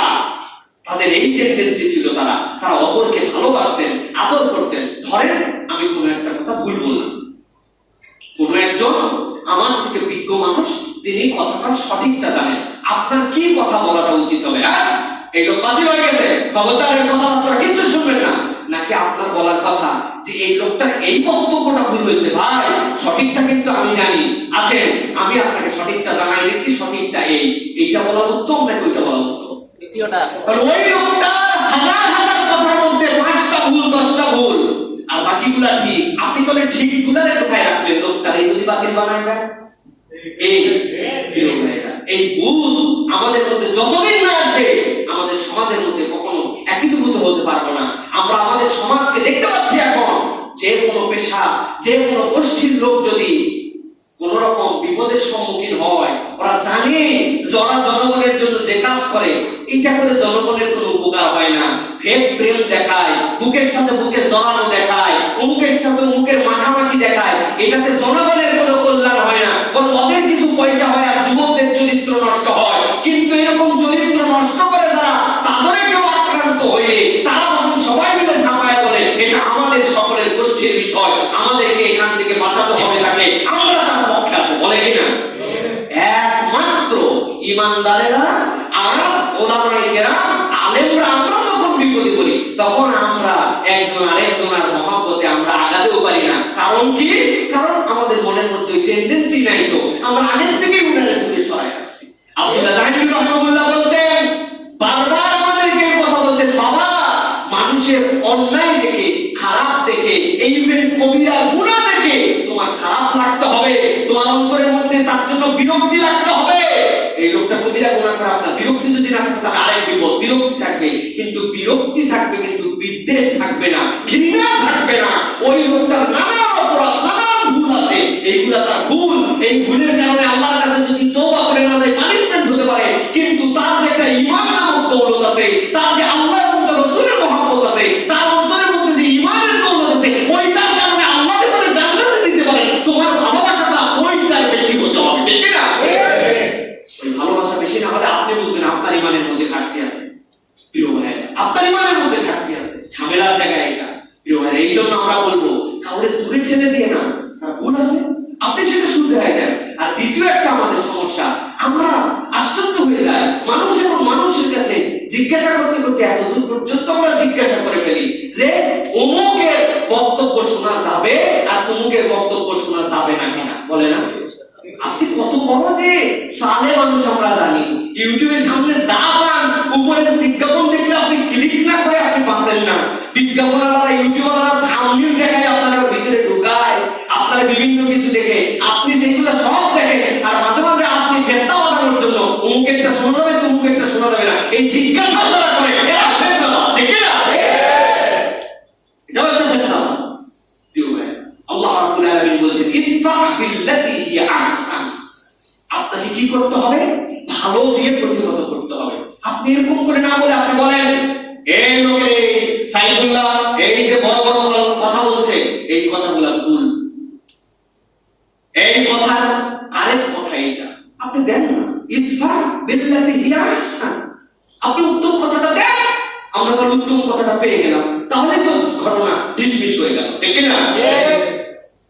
প্রিয় ভাইরা, মানুষকে তকমা দিয়ে দেওয়া এটা বড় সাংঘাতিক একটা খারাপ অভ্যাস। মানুষকে তকমা দেওয়া, আমরাই ওয়াজ করতেছি, খবরদার মানুষের ব্যাপারে খারাপ ধারণা করেন না। ইন্না মা'আজ-যান্নি ইসম, নিশ্চয় খারাপ ধারণা করা অপরাধ। আপনি আগেই বিজ্ঞাপনে দিচ্ছেন আমি চিনি না, জানি না, পরিচয় নাই বলে আবার বলে দিচ্ছেন এই লোক অমুক। আপনি তো নিজের স্ট্যান্ডার্ডের সাথে নিজে থাকতে পারলেন না। এটা আমাদের কথা নয় প্রিয় ভাইরা, এটা আমাদের সমাজের মধ্যে কেবল দূরত্ব বৃদ্ধি করছে, কোন ভালোবাসা তৈরি করছে না আমাদের সমাজের মধ্যে। সুতরাং ভালোবাসা যদি আমরা দিতে চাই তাহলে আমাদেরকে ভালোবাসার মতো মানুষকে আপন করে নিয়ে কথা বলতে হবে প্রিয় ভাইরা। কথাটা আমাদের মুখ দিয়ে বের করে নেওয়ার জন্য যারা এই কাজ করতেছেন তারাও কিন্তু আমাদের সমাজের জন্য ক্ষতি করছেন। এই যে মানুষকে হিকমার সাথে চলা, কিছু কথা শুনলেই মানুষকে একদম দূরে ঠেলে দেওয়া। আচ্ছা বলেন তো রাসূলুল্লাহ সাল্লাল্লাহু আলাইহি ওয়াসাল্লামের যেগুলো হাদিসের দ্বারা আমাদের ঈমান এবং আমাদের আকীদার ক্ষেত্রে মৌলিক কোনো পার্থক্য না হয়, সেখানে তো অনেক ধরনের মতামত থাকতেই পারে, তাই না? থাকতে পারে না? আপনি সেখানে বলবেন যে আলা ফাহমিস সালাফ, এটা সালাফদের বুঝ, তোমার নিজের বুঝে হাদিস চলবে না, তোমার নিজের ইজতিহাদে এখন তোমার এই ইজতিহাদে তোমার এই হাদিস চলবে না। সালাফরা এই বুঝ দিয়ে গেছেন, সাহাবীরা এই কল দিয়ে গেছেন, এই কথাটা বললেই তো ক্লিয়ার হয়ে যায়। না বলে অমুকের বাকি তুমকা চলবে না, অমুকের ফেলে দাও। আবার কেউ কেউ বিভিন্ন প্রেক্ষাপটে অনেক সময় হিকমা অবলম্বন করলেও কোনো কথাবার্তা নাই, উনি কেন হিকমা অবলম্বন করলো তাদেরকেও একটু বাতিল করে দেয়, ঠিক না? আপনাদের কাছে এই কথা পছন্দ হবে না, আগের কথা অনেক পছন্দ হয়েছে। আমাদের বক্তব্য কোন একটা ক্ষেত্রে ওলামায়ে কেরাম যদি চুপ থাকেন, ওলামায়ে কেরাম যদি ভিন্ন কিছু ভাবেন, তা আপনি কে ভাই যে আপনি বাধ্য করবেন যে আপনি এই প্রসঙ্গে এই কথা না বললে আপনি ইসলাম থেকে বাতিল হয়ে গেছেন? আপনি দিক নির্দেশনা দেওয়ার কে? আপনার কর্ম পরিকল্পনাকে আমি ঠিক করে দিচ্ছি, হ্যাঁ? আপনার কর্ম পরিকল্পনা আমি ঠিক করছি। এলাকায় কোন একটা অসামাজিক কাজ হয়েছে, কোন একটা অন্যায় হয়েছে, আমি আপনাকে বলে দেবো যান আপনারা আজকে চলে যান, চাই আপনারা থানা ঘেরাও করে ফেলেন, প্রধানমন্ত্রী অফিস ঘেরাও করে ফেলেন, আপনি যান, কিছু না পারলে অন্তত পক্ষে বঙ্গভবনের সামনে যাই একদিন এক রাত অনশন করেন। আপনি বলবেন হুজুর এই সকল আওয়াজ বন্ধ করেন। আপনি কে আপনাকে এইগুলো বলে যাওয়ার? আমার এতদূর পর্যন্ত যাওয়ার কোন ইয়ে আছে নাকি? আমার এরকম কোন অ্যাবিলিটি আছে নাকি এগুলো কাজ করা ঠিক কিনা? কেন আপনি কেন কথা বলছেন? আমি আপনাকে বললাম, আপনি আপনার কর্মসূচি ঠিক করে নিলেন না, অথচ আপনি আপনার কর্মসূচি আমারে চাপাই দিচ্ছেন। আপনাকে এই সময় বলতে হবে, এইভাবেই বলতে হবে। এটা বললেন না কেন? কেন বললেন না এটা জবাব দিতে আপনার কাছে করতে হবে না। আপনাদের কাছে এই কথাটা অপছন্দ লাগবে, কিন্তু এটা একটা চূড়ান্ত বাস্তবতা। আপনারা বাধ্য করতেছেন অনেক সময় এইভাবে করেন, আপনাকে এটাই করতে হবে। আপনি নিজে কোরআন হাদিস যেটা বুঝছেন ওইটুকু বুঝে আপনি ওই অনুযায়ী মুক্তি হয়ে গেছেন, ওই অনুযায়ী ফতোয়া দিয়ে দিচ্ছেন। এটা ঠিক না। আপনি বুঝেন নাই কখন কি করতে হয়, কখন কি বলতে হয়, এটা কেবল আপনার বুঝে নয়। সুতরাং এরকম বাধ্য করেন না। এরকম বাধ্য করে এরকম শেষ এক্সট্রিম পর্যায়ে কথা বলার কারণে আমাদের সমাজের মধ্যে আরো বেশি সমস্যা তৈরি হচ্ছে। আশরাফ আলী থানভী রাহমাতুল্লাহি আলাইহি চৌবন থেকে পড়ালেখা করে আসছেন, আসার পরে যখন তার নিজের এলাকায় আসছেন, এর আগে যত আলেম ওলামাই ওই এলাকায় যায় আল্লাহর রহমতে 7 দিনের বেশি টিকে না। ওই এলাকা ছিল একদম পুরোপুরি তাজিয়াপন্থী এলাকা, শিয়া মনোভাবের অধ্যুষিত এলাকা। মুহররম আসলো না তাজিয়া শুরু হয়ে গেল, হাই হোসেন গায়ের মধ্যে মারে চাপড়ায় অস্থির করে ফেলে। যেই আলেমই আসে দেওবন্দ থেকে, আসার পরে এলাকায় देवबंद से आलेम आया, ये बहुत बड़े आलेम है, मुफ्ती होकर यहाँ पे आया। पहले आप বলেন আপনার কাছে কি প্রশ্ন? তাজিয়া করনা জায়েজ থেকে হারাম হয়? বলেন তো হাই হোসেন করা, বুকের মধ্যে চাপড় মারা, এগুলো করা যায়? এগুলো করা যায়? আলেম কি বলবে? জায়েজ বলবে? नहीं बिल्कुल হারাম है, হারাম है, নিকালে হারাম है। আমরা সারা জীবন এগুলো করতে হারাম है, হাঁটায় বিদায় করে আলেম 7 দিনের মধ্যে নাই। আশা আলী থানভী রহমাতুল্লাহ যখন আসছেন, আসার পরে জিজ্ঞাসা করছে, ও পড়াচ্ছি দেওবন্দের মধ্যে ফার্স্ট হয়ে আসছে, ছাত্র অবস্থায় কিতাব লিখছে, আরে বাবা দুনিয়ার এমন কোন সাবজেক্ট নাই যে সাবজেক্টে তার কিতাব নাই। আসার বানাবেন কেমনে, সাবান বানাবেন কেমনে, ওষুধ দিবেন কেমনে, মাসলা মাসাইল, কত কিতাব তার, এত বড় একজন হাস্তি। এতদিন পর লোক পাইছে, তারপর জিজ্ঞাসা করছে, বলি একটা যে এখন যায় দেখে হারাম है? উনি বলছে करते रहो ठीक है और मेरे मजलिस में आना जाना कायम रखो, করো এটা ঠিক আছে। আর আমার হালকা, আমার যে খানকা, আমার যে মসজিদ, এখানে কিন্তু তোমাদের আসা দেওয়া থাকতে হবে। এতদিন পর একটা আলেম পাইছি, তাতে ওরা ঠিক করছে। যে এই কথা বলছে, এলাকা যেগুলো আমার মতো চটম লাফানো মুক্তি 101 জন মুক্তির সম্মিলিত ফতোয়া, আশরাফ আলী থানভী রহমাতুল্লাহ কাফের হবে, কাফের মানে দেখে বলেছে ফতোয়া দিয়ে তুমি এগুলাই এক কান দিয়েও ঢুকাই নাই, এক কান দিয়ে ঢুকালে আরেক কান দিয়ে বাইরে করে ঢুকাই নাই। এলাকায় যদি অস্থির, এত বড় মুক্তি পেতাকি আগে চিনি না, এখন চিনে ফেলেছি, এগুলো সব বই দেখলে অস্থির। আল্লাহর রহমতে উনি কোনো কথা না শুনে ওদের সাথে তালিম শরীয়ত আসে, হালকা হয়, তাফসীর শোনায়, কোরআন শোনায়, আকীদা বুঝায়, মাসলা শোনায়, ঈমান বুঝায়, আল্লাহর প্রতি ঈমান কেমন হবে, রাসূলের প্রতি ঈমান কেমন হবে, ইসলামের মৌলিক কাজ কি, সুন্নাতের ডেফিনিশন কি, বিদআতের ডেফিনিশন কি, বুঝাতে 1 বছর, পরের বছর পহেলা মুহররম আসা অবস্থা। আসার পরে হুজুর কিছুই বলে না, পড়ায় আসার পরে বলছে হুজুর মুহররম তো আ গিয়া, মুহররম তো চলে আসছে, আমি তো তাজিয়া আমরা करना का वक्त आ गया, তাজিয়া করার সময় হয়ে গেছে। लेकिन হুজুর আপনার কাছে যে এতদিন আমরা থাকলাম, আপনি তো আমাদেরকে বললেন তাজিয়া করতে রহো, আতে যেতে রহো, আপনার কাছে থেকে তো আমরা বুঝলাম 1 বছরে এই তাজিয়া করা তো ঠিক না। উনি একবারও বলে নাই যে তাজিয়া করো কি তাজিয়া করো না। উনি সুন্নাত বুঝাইছে, বিদআত বুঝাইছে, ঈমান বুঝাইছে, ইসলাম বুঝাইছে, মানুষকে বুকে টানছে, ভালোবাসছে, খালি জীবনে দূরে ঠেলাই দেয় নাই, এলাকার সবাই খেলছে, তাও উনি বুকের মধ্যে টানছে। 1 বছর পর ওই লোকেরা বলছে যে হুজুর আমরা তো আপনার কাছে থেকে বুঝলাম এই কাজ করা আমাদের ঠিক না, আপনি তো আমাদের কৈশোর বলছিলেন। হুজুর বলছে যদি তোমরা বুঝে ফেলো ঠিক না, তো ইসলাম ছড়ো দাও, যদি এটা না বুঝো যে এটা ঠিক না, তাহলে বাদ দিয়ে দাও। লোকজন বাদ দিয়ে তার সাথে শরীক হয়ে গেছে, সাকেরেত হয়ে গেছে। এটার নাম পদ্ধতি, এটার নাম দাওয়াত। এইভাবে মানুষকে ভালোবাসা দিয়ে ডাকতে হয়। খালি আমরা বসে বাম পাঠ ফতোয়া লাগাই, চমক বাতিল, তোমাদের কথা শুনবেন না, তোমাকে বাদ দিয়ে দেন। এটা তারা কি হচ্ছে? এটা তারা বাদ দেওয়া, তারা ইসলাম বিরোধী শক্তি তাদের হাতে ক্ষমতা পাচ্ছে, ইসলামের কাজ করে উপকার হচ্ছে না। প্রিয় ভাইরা, আল্লাহ রাব্বুল আলামিন আমাদেরকে বুঝ দান করুন, আল্লাহুম্মা আমিন। প্রিয় ভাইরা, এই জন্য আমরা মানুষের দোষ খুঁজে বেড়াবো না। যদি দোষও থাকেও পার্সোনাল গোপন দোষ থাকে, গোপনে তাকে জানাবো। তবে হ্যাঁ, কেউ যদি সমাজের মধ্যে এমন ইসলামের নাম দিয়ে এমন কথা বলতেছে যে এই কথার দ্বারা মানুষের ঈমান চলে যায়, কাদিয়ানি, ওই কাদিয়ানিদের দোষ গোপন করার কোনো কিছু নাই। ওইটা আপনাকে মঞ্চে ঘোষণা দিয়ে মানুষকে ঈমানের দাবিতে জানাতে হবে, ঠিক না? যারা মানুষকে বিভিন্ন ধরনের ভ্রান্ত পথে ডাকতেছে, আলেম ওলামার প্রতি বিদ্বেষ ছড়াচ্ছে, নিজেদের ঈমান নাই, ইসলাম নাই, কোরআনের নতুন ব্যাখ্যা দিচ্ছে, এই সকল বিভিন্ন গোষ্ঠী দল যারা বানাইছে তাদের বিপক্ষে আপনাকে কথা বলতে হবে, ঠিক না? প্রিয় ভাই, আল্লাহ রাব্বুল আলামিন আমাদেরকে বুঝ দান করুন, আল্লাহুম্মা আমিন। সর্বশেষ 2-1টা বিষয় আপনাদের কাছে বলে রাখি প্রিয় ভাইরা। একটা হাদিসের আলোকে আমাদেরকে আরেকটা জিনিস খুব মনে রাখতে হবে প্রিয় ভাইরা। সেটা হচ্ছে রাসূলুল্লাহ সাল্লাল্লাহু আলাইহি ওয়াসাল্লাম কতগুলো পর্যায়ের কথা বলেছে। সেই পর্যায়ের মধ্যে একটা হচ্ছে মান রাআবিন মুনকার ফাল ইউগাইয়িরু বিয়াদিহি ফাইন লাম ইস্তাতি ফাবিলিসানিহি ফাইন লাম ইস্তাতি ফাবিকলবিহি ফাযালিকা আযাফুল ঈমান। প্রিয় ভাইরা, এই হাদিস আপনারা অনেকবার শুনেছেন যে ভালো কাজ এবং খারাপ কাজ যে প্রতিহত করবে এর 3টা স্তর আছে, জানেন না প্রিয় ভাইরা? এই হাদিসটা কিন্তু আপনারা জানেন যে যার ক্ষমতা আছে সে সেটাকে হাত দিয়ে ক্ষমতা দিয়ে প্রতিহত করবে, যার সেটাও নাই সে মুখ দিয়ে বলবে, যার সেটাও নাই সে অন্তর দিয়ে ঘৃণা করবে। আমি মূলত যে কথা বুঝাতে চাই, রাসূলুল্লাহ সাল্লাল্লাহু আলাইহি ওয়াসাল্লাম ভয়ঙ্কর কথা বলেছেন। রাসূল বলেছেন পাপকে অন্তর থেকে মেনে নেওয়ার অবস্থা আপনার যখন তৈরি হবে, আপনি বুঝবেন আপনার ঈমান হারানোর অবস্থা শুরু হয়েছে। কথাটা কি বুঝছেন? পাপকে যখন অন্তর থেকে আপনার ঘৃণা উঠে যে মেনে নেওয়ার অবস্থা হবে, আপনার ঈমান হারানোর অবস্থা তখন শুরু হবে। অন্য হাদিসের মধ্যে আসছে, রাসূল বলছেন যখন কেউ পাপকে তার খারাপ লাগে না, অন্তরের মধ্যে আর একটুকু ব্যথা দেয় না, তার অন্তরের মধ্যে সরিষার দানা পরিমাণ ঈমান নাই। ঈমানের ব্যাখ্যা পড়ে দেখবেন। আজকে বিস্তারিত বলতে পারছি না প্রিয় ভাইরা, টাইম অনেক বেশি হয়ে গেছে। আপনার আমার ধারণা কি? আপনার আমার ধারণা প্রথম থেকেই আমরা কেবল অন্তরে ঘৃণা করা শুরু করছি, তাই না? প্রথমে অন্তরে ঘৃণা, তারপরে যদি পারি বললাম এর সাথে আমার কোনো সম্পর্কই নাই। উদাহরণটা আপনাদের কাছে দিয়েছি আগে, মনে রাখবেন সব সময়। অন্তরের ঘৃণা প্রথমে নয়, আপনাকে আপনার স্টেপ নিতে হবে, যার যার যোগ্যতা অনুযায়ী আপনাকে সেই কাজ করতে হবে। এটা তো আপনার মনের মধ্যে গেঁথে যাওয়া উদাহরণ।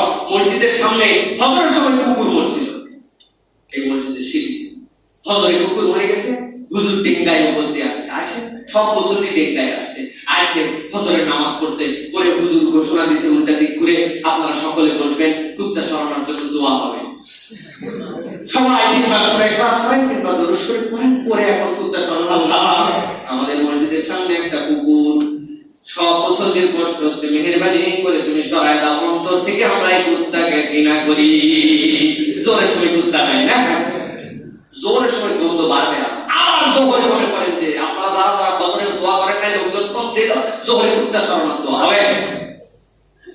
আপনি অন্তর থেকে ঘৃণা বুঝছেন, আপনি আপনার দায়িত্বের জায়গা আছে, লেভেল আছে। ইমাম সাহেব ফোন করবে, সভাপতি সাহেব কুকুর একটা মারা গেছে, আপনার তো যোগাযোগ আছে মিউনিসিপ্যালিটির লোকের সাথে, একটা লোক পাঠান। ওনার সাথে মিউনিসিপ্যালিটির যোগাযোগ নেই, যোগাযোগ আছে সভাপতি সেক্রেটারির সাথে, সেক্রেটারি সাহেব যোগাযোগ করে লোক পাঠাবে, কুকুর সরে যাবে। আপনি প্রথম থেকেই কুত্তার জন্য ঘৃণা, ছি কুত্তা খাচ্ছি গন্ধ, এরকম যদি বলেন তাহলে সমাজে আরো গন্ধ বাড়বে। এটা বুঝেন, আপনার যদি হাতের ক্ষমতা থাকে, আপনাকে হাতেরটা প্রতিহত করতে হবে। এলাকার ছেলেরা বিড়ি খায়, এলাকার ছেলেরা উল্টা পাল্টা চুল কাটে, এলাকার ছেলেরা মেয়েদেরকে দেখলে টিজ করে, আপনি এগুলো অপছন্দ করেন, অপছন্দ করার কথা। কিন্তু আপনি পাড়া বড় ভাই, আপনি এলাকায় আপনার একটা দাপট আছে, খবরদার উল্টা পাল্টা চুল কাটবি না, থানায় খবর দেবে, যা ঠিক করে যা, একদম 2 নম্বর মেরে মেশিন দিয়ে মাথায় মাথা। এটা কি ধরনের শয়তানি চুল কাটার? এখন এদিকে চুলের কাট দিছি, ওদিকে দিছি, কুত্তার মতো উপর দিয়ে লেজ তুলে দিছি, ঘোড়ার লেজের মতো পিছনের দিকে একটু ঝুঁকি রাখছি, কোথার থেকে এটা? এটা আপনার দায়িত্ব ছিল, আপনি এটা না করে প্রথম থেকে না ছেলেমেয়েগুলো খারাপ হয়ে গেল, সমাজটা নষ্ট হয়ে গেল।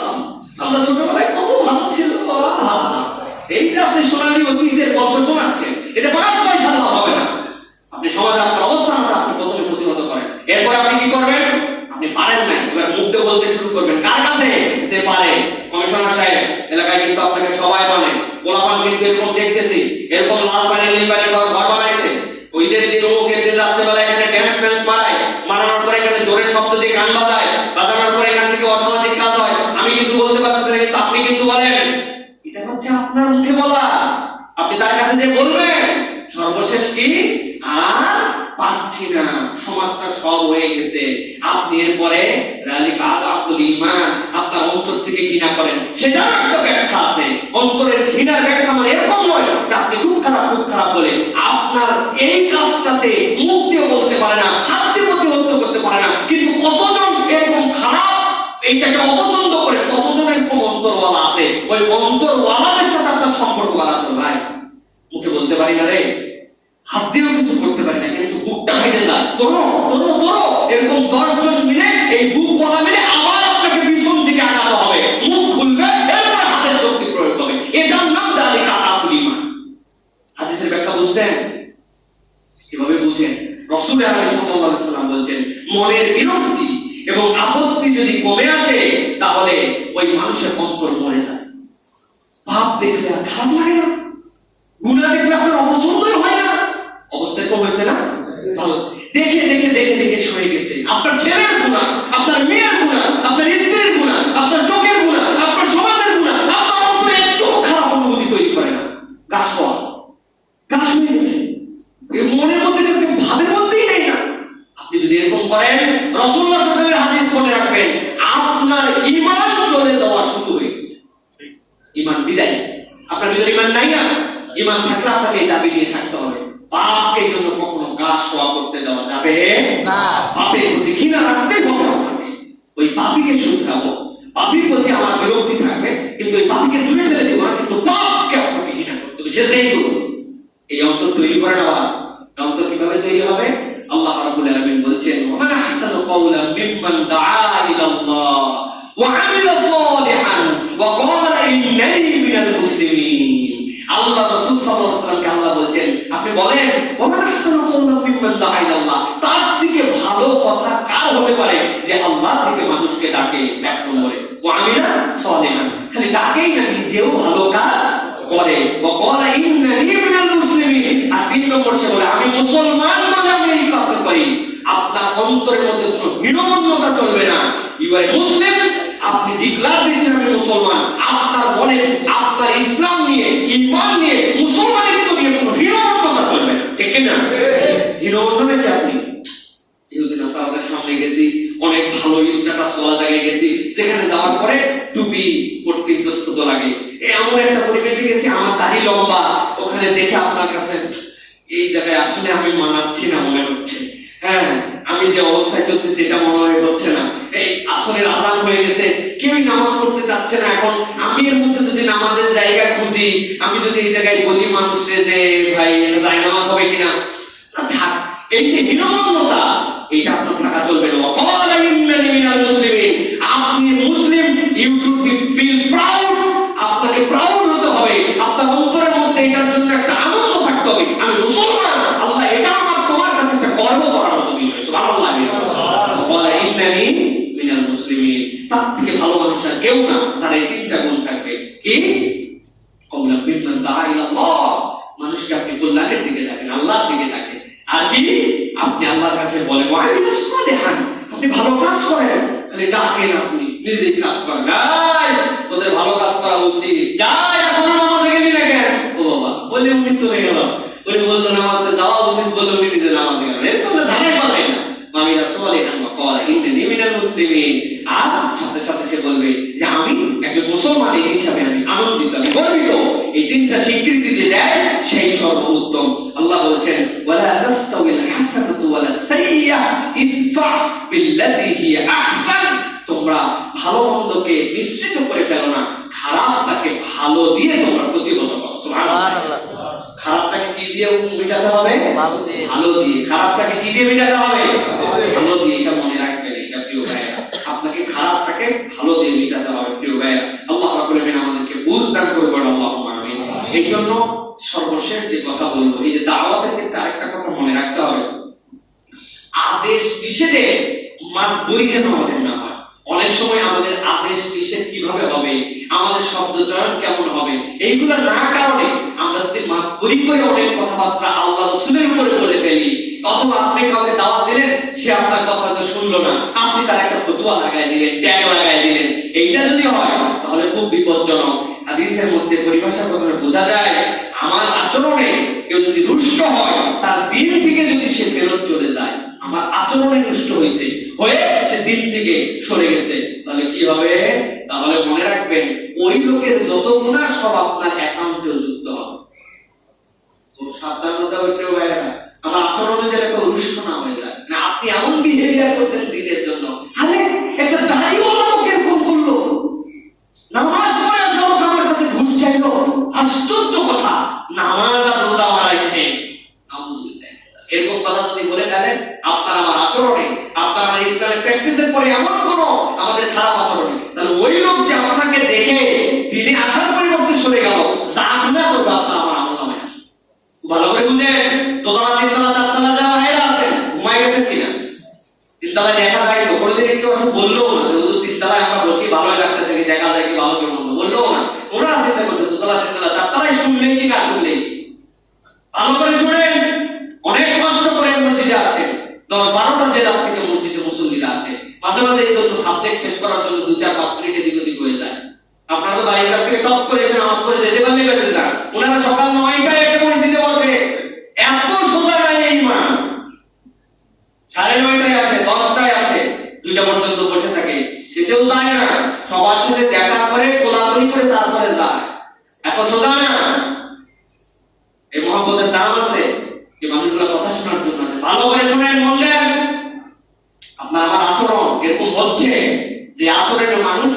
ইসলামের পথে না এসে বরং মানুষ আপনাকে আমাকে মার্ক করে অন্য কথা বলে।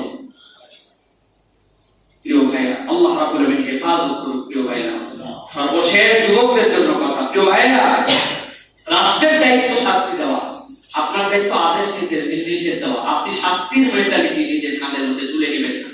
খবরদার, এর নাম উগ্রতা। এই আদেশ নিষেধের মূল মাত্রা না বোঝার কারণে একদল বোমাবাজ হয়ে গেছে, একদল ইসলামের গায়ের মধ্যে জঙ্গি ট্যাগ লাগায়। ঠিক কিনা? আপনার এই দায়িত্ব নয়, এই দায়িত্ব আপনাকে দেওয়া হয় না। আপনি কখন আপনার হাতের মধ্যে শাসন এই পাঠ করে দিতে পারবেন না। রাসূলুল্লাহ সাল্লাল্লাহু আলাইহি ওয়াসাল্লাম বলেছেন, সাহাবীদেরকে বলছেন, এমন একটা সময় আসবে যখন তোমাদের শাসকরা অন্যায় কথা বলবে, ন্যায়ের পথে থাকবে না, তারা তোমাদেরকে বিভ্রান্ত করে ফেলবে। সাহাবীরা বলেন, ইয়া রাসূলুল্লাহ, আমরা কি তখন আমাদের সেই রাষ্ট্রের যারা দায়িত্বে থাকবেন তাদের বিরুদ্ধে বিদ্রোহ করব না? রাসূল বলেন, না, তোমরা তাদেরকে নেক কাজের আদেশ দাও, সালাত কায়েমের কথা বলো, অন্যায় থেকে বেঁচে থাকতে বলো, কিন্তু তখনও যদি তারা আল্লাহকে আল্লাহ বলে স্বীকার করে তোমরা তাদের বিপক্ষে বিদ্রোহ করো না। ইসলাম বিদ্রোহ করতে বলে না। ইসলাম নিজাম শিখিয়েছে, ইসলাম সৌন্দর্য শিখিয়েছে। আমাদেরকে নিজামের মধ্যে থেকে মানুষকে নসিহত করতে হবে। প্রিয় ভাইরা, যেন আমরা এরকম অন্যায়কারী না হই। আজকের দিনের শেষ কথা, আমাদের এই সৎ কাজের আদেশ এবং অসৎ কাজের নিষেধ করতে যে আমরা সবচেয়ে বেশি যেটা সীমা লঙ্ঘন করি সেটা হচ্ছে মানুষের দোষ ত্রুটিকে জানায় দেওয়া, মানুষকে অপদস্থ করা, অপমান করাকে আমরা মনে করি এটাও ইসলাম। নাউজুবিল্লাহ বলেন। মানুষকে অপমান অপদস্থ করা ইসলাম নয়। রাসূলুল্লাহ সাল্লাল্লাহু আলাইহি ওয়াসাল্লাম বলেন, মান সাতারা আওরাতা মুমিনিন, কেউ যদি কোনো ঈমানদারের, একটা হাদিস বলবো ভালো করে খেয়াল করেন এরপরে, কেউ যদি কোনো ঈমানদারের দোষ ত্রুটিকে গোপন রাখে, রাসূলুল্লাহ সাল্লাল্লাহু আলাইহি ওয়াসাল্লাম বলেন, জাহেলি যুগে একটা কন্যাকে ওয়াইজাল মাউউদাতু সুইলাত বিআই যামবিন কুতিলাত, একটা কন্যা শিশুকে জীবন্ত হত্যা করে দিয়ে যে অপরাধ করেছিল, ওই রকম একটা জীবন্ত কন্যাকে কবর থেকে তুলে মানুষের দ্বারা অসম্ভব, কিন্তু কেউ যদি হায়াত দিত, তাকে জীবন ফিরাই দিত, সেই সওয়াব কোন ঈমানদারের কোন দোষ ত্রুটি যদি কেউ গোপন রাখে তাহলে আল্লাহ তাকে ওই রকম একটা কন্যাকে জীবন দেওয়ার সওয়াব দিবেন। সুবহানাল্লাহ। তো সহজ নয়। আর ব্যক্তিগত দোষ ব্যক্তিগতভাবে বলতে হবে, আর এমন গোপন দোষ কেউ জানে না, আপনি সেইটাকে পাবলিকলি বলে দিতে পারেন না, আপনি এটা কঠিন গুনাহ। একটা হাদিসের অংশ, মিশরের মধ্যে তখন শাসন কার্যের দায়িত্বে ছিলেন সাহাবী উকবা ইবনে আমর। উকবা ইবনে আমর যখন গভর্নর ছিলেন, উকবা ইবনে আমর থেকে এটা রিওয়ায়াত আসছে, তিনি বলতেছেন, দুখাইল নামে একটা লোক উকবা ইবনে আমরের কাছে আসলো, এসে বলল, গভর্নর, আমি এখন পুলিশের কাছে যাচ্ছি। কেন? বলে, আমার যে বাড়ি, আমার বাড়ির পাশে আমি দেখেছি একজন মুসলমান, দুইজন মুসলমান, তারা মদ খাইছে, আমি এখনই রাষ্ট্রকে জানাই দিতে যাচ্ছি, পুলিশ যেন ব্যবস্থা নেয়। উকবা ইবনে আমর গভর্নর, তার সাথে রাস্তায় দেখা হয়ে গেছে, উনি পুলিশের কাছে রিপোর্ট দিতে যাচ্ছে, ধরে নিয়ে যাবে। উনি বলেন, আর কেউ কি জানে? বলে, না, আমি দেখছি। বলে, যাও, তুমি ফেরত যাও, যে তোমার ভাইকে নসিহত করো, তার এই দোষটা বলে দিও না, তাকে বুঝাও মদ খাওয়া হারাম, এটা অপরাধ, এটা তুমি কেন করলে, এটা রাষ্ট্র নিষিদ্ধ। প্রথমবারই তুমি তাকে ধরায় দিও না, তুমি তার দোষটাকে গোপন রাখো। রাখার পরে তিনি বলতেছেন, এই হাদিসটা কেউ যদি অপর ভাইয়ের দোষ গোপন রাখে, আল্লাহ রাব্বুল আলামিন তাকে এরকম বরকত দেন। সুতরাং আপনি আপনার ভাইয়ের কোনো একটা দোষ জেনে ফেলেছেন, আপনি মনে করছেন আমি সৎ কাজের আদেশ অসৎ কাজের নিষেধ করবো, সমাজের সবাই জানাই দিয়া ওর গোষ্ঠী উদ্ধার করে দেবো। বেটা তুই কি? আমি জানি, আর কারো কাছে খবর নাই। আপনি যদি জানেন সত্যি আপনার কাছে কোন খবর আছে, তাহলে ওই খবরকে কবর চাপা দিয়ে রাখা আপনার জন্য জরুরি। প্রিয় ভাইরা, কিয়ামতের দিন যখন বিপদ হয়ে যাবে, আমাদের সমাজে এখন আমরা কি হয়েছি, আমাদের সমাজে এখন মানুষের দোষ যেন আমরা বের করে দিতে পারি। প্রিয় ভাইরা, আল্লাহ বাঁচাইছে হযরত ওমর রাদিয়াল্লাহু তাআলার সময় শুধু সিসি ক্যামেরা ছিল। এই সিসি ক্যামেরা যদি থাকতো, ওমর রাদিয়াল্লাহু তাআলা শেষ, ওনার আর খলিফা বানা কিছু হতে না হতেই ওমর রাদিয়াল্লাহু তাআলা হয়তো বলছেন, খবরদার অন্যায় করবে না, খবরদার মানুষ মারার জন্য যাবে না, খবরদার তুমি এই অপকর্ম করবে না, মদ খাওয়া যাবে না। ভিডিও আছে আমার কাছে, নবীজিকে তলোয়ার নিয়ে তুমি মারতে যাচ্ছিলে, তুমি আজকে বলবো না, দাও ভিডিও পাবলিশ করে দাও। ওমর রাদিয়াল্লাহু তাআলা তলোয়ার নিয়ে যাচ্ছে, তোমার একটা দেখায়া মানুষের মধ্যে একটা খারাপ ইমপ্রেশন তৈরি করে দাও। কি এটা আমাদের চরিত্র না? এখন আমরা এই কাজই করতাম। প্রত্যেকের ব্যক্তিগত জীবনে পিছনের একটা ইতিহাস আছে। সে যদি রিভার্টেড হয়ে যায়, সে যদি সঠিক পথে চলে আসে, আপনার অধিকার নাই তার অতীত নিয়ে ঘাটাঘাটি করে তাকে কলঙ্কিত করা। এটা ইমানদারের গুণ হতে পারে না। আপনি ইমানদারের গুণ হতে পারেন, ঠিক না? প্রত্যেকের আমাদের আছে, নাই? আপনি সাইফুলের ইতিহাস খুঁজেন, পাবেন। আপনার ইতিহাস আপনি খুঁজেন, চোখ বন্ধ করেন, পাবেন। আমার ইউনিভার্সিটি লাইফ ছিল, আমার কলেজ লাইফ ছিল, খেলাধুলা করছি এক সময়, খালি খেলাধুলা না, আমার ইউনিভার্সিটির হলের ক্যাপ্টেন ছিলাম এক সময়। আমার বলের পেজে মানুষ খেলা কঠিন হয়ে যেত, এমন ধরে বল করতে পারতাম। এখন এরকম দেখতেছেন। এখন আপনি যদি ওই ইতিহাস টেনে নিয়ে আসেন, হুজুরকে এই সময় দেখছিলাম, হুজুর শেষ হলো কেন? আপনি মানুষের অতীত নিয়ে এরকম করে ঘাটাঘাটি করতেছেন কেন? মানুষকে এরকম ব্লেম দিচ্ছেন কেন? আল্লাহর সামনে যাওয়ার পরে লিল্লাহি আকিবাতুল উমুর সব খুলে যাবে। ওই দিন যদি নিজের আমলনামা ওয়ান টু ওয়ান আল্লাহর কাছে পাঠাতে চান, ইমানদারের দোষ ত্রুটিকে দাফন দিয়ে দেন, দাফন দিয়ে দেন। তাহলে কি তাকে শুধরাবো না? হ্যাঁ, কেমনে শুধরাবে? তাআওয়ানু আলাল বিররি ওয়াত তাকওয়া ওয়া লা তাআওয়ানু আলাল ইসমি ওয়াল উদওয়ান। তোমাকে ভালো কাজ করতে হবে, ওয়ান টু ওয়ান। ওর অপরাধ আছে, ও একটা ভুল করছে, ওর মুখ দিয়ে বলান। তার মানে আপনি তাকে বললেন, ভাই তোমার এই কথাটা কিন্তু ভুল, এই কথাটা পাবলিকলি চলে গেছে, আমি তোমার কাছে আসছি, এই কথা সঠিক, এইগুলো দেখো, তুমি এখন স্বীকার করো যে আমার এটা ভুল ছিল, আমি এটা করতে চাই না। ওই লোকই তখন বলবে, সত্যি তো আন্তরিক ভাবে আসছে, উনি যদি এই কথা বলে, উনার কি ইজ্জত নষ্ট হয়ে যাবে? কেউ যদি রুজু করে তার কোনো ভুল কথা থেকে, তার কি ইজ্জত নষ্ট হয়ে যাবে? ইজ্জত নষ্ট হবে না। আপনাকে ভুল স্বীকার করার মেন্টালিটি থাকতে হবে। আপনি তার কাছে যাই বলবেন, আপনার উনার মুখ দিয়ে বের করেন, ভাই আমি এই সময় পড়ালেখা এটা না করে আমার ভুল কথা এটা বলে ফেলছিলাম, আল্লাহর ওয়াস্তে আপনারা আমাকে ক্ষমা করে দিলেন। যেমন আপনাদের কাছে আমি অনেক আগে একটা কথা বলছিলাম যে আলাইহা তিসআত আশা, যে উহার উপরে 19 এর যে তত্ত্ব, যে 9 এর যে কোরআনের যে কোডিং আছে, যে কোরআনের মধ্যে অনেক কিছুই এটা 9 দিয়ে বিভাজ্য হয়। বিসমিল্লাহির রহমানির রহিম লিখতে যে অক্ষর লাগে, কোরআনের যে 114টা সূরা আছে, এরকম করে। কিন্তু অনেক ক্ষেত্রে এটা মিলে না। এটা একদম গবেষণার একটা গবেষণা, কিন্তু এটা কোরআন থেকে প্রুফ হয়ে আপনার আমার কাছে আসছে। আমি অনেক বড় করে একসময় এটা বলছি, পরবর্তীতে বলছি না, এই তত্ত্বের 100% প্রুফমেন্ট নাই, অতএব কোরআনই আমার ঠিক, আমার বানানো কোনো কথা বলা যাবে না। এই কথা বলার কারণে আপনারা আমাকে খতিব থেকে বহিষ্কার করে দিলেন নাকি? হুজুর এতদিন পরে ভুল কথা বলছেন, হুজুরের আর খাওয়া নাই, হ্যাঁ? নাকি আপনারা বলবেন, হুজুর ঠিকই বলছেন, হুজুর আপনার এটা পড়ালেখা এটা ভুল ছিল, আপনি এটা স্বীকার করছেন। এতে ইজ্জত কমে না, এতে ইজ্জত বাড়ে। কিন্তু আপনি যদি মানুষকে অপদস্থ করার নিয়তে আপনি এরকম প্রকাশ করে দেন, কিয়ামতের দিন আপনি মনে রাখেন, এমন অপরাধ প্রকাশ করেন, ওই দিন আপনি পালা বাড়ার কোনো জায়গা পেতে পাবেন। আল্লাহ আমাদেরকে বুঝ দান করুন। আল্লাহুম্মা আমিন। ওয়া আখিরু দাওয়ানা আলহামদুলিল্লাহি রাব্বিল আলামিন। সুবহানাল্লাহি ওয়া বিহামদিকা আশহাদু আল্লা ইলাহা ইল্লা আনতা আস্তাগফিরুকা ওয়া আতুবু ইলাইক। আসসালামু আলাইকুম ওয়া রাহমাতুল্লাহি ওয়া বারাকাতুহু।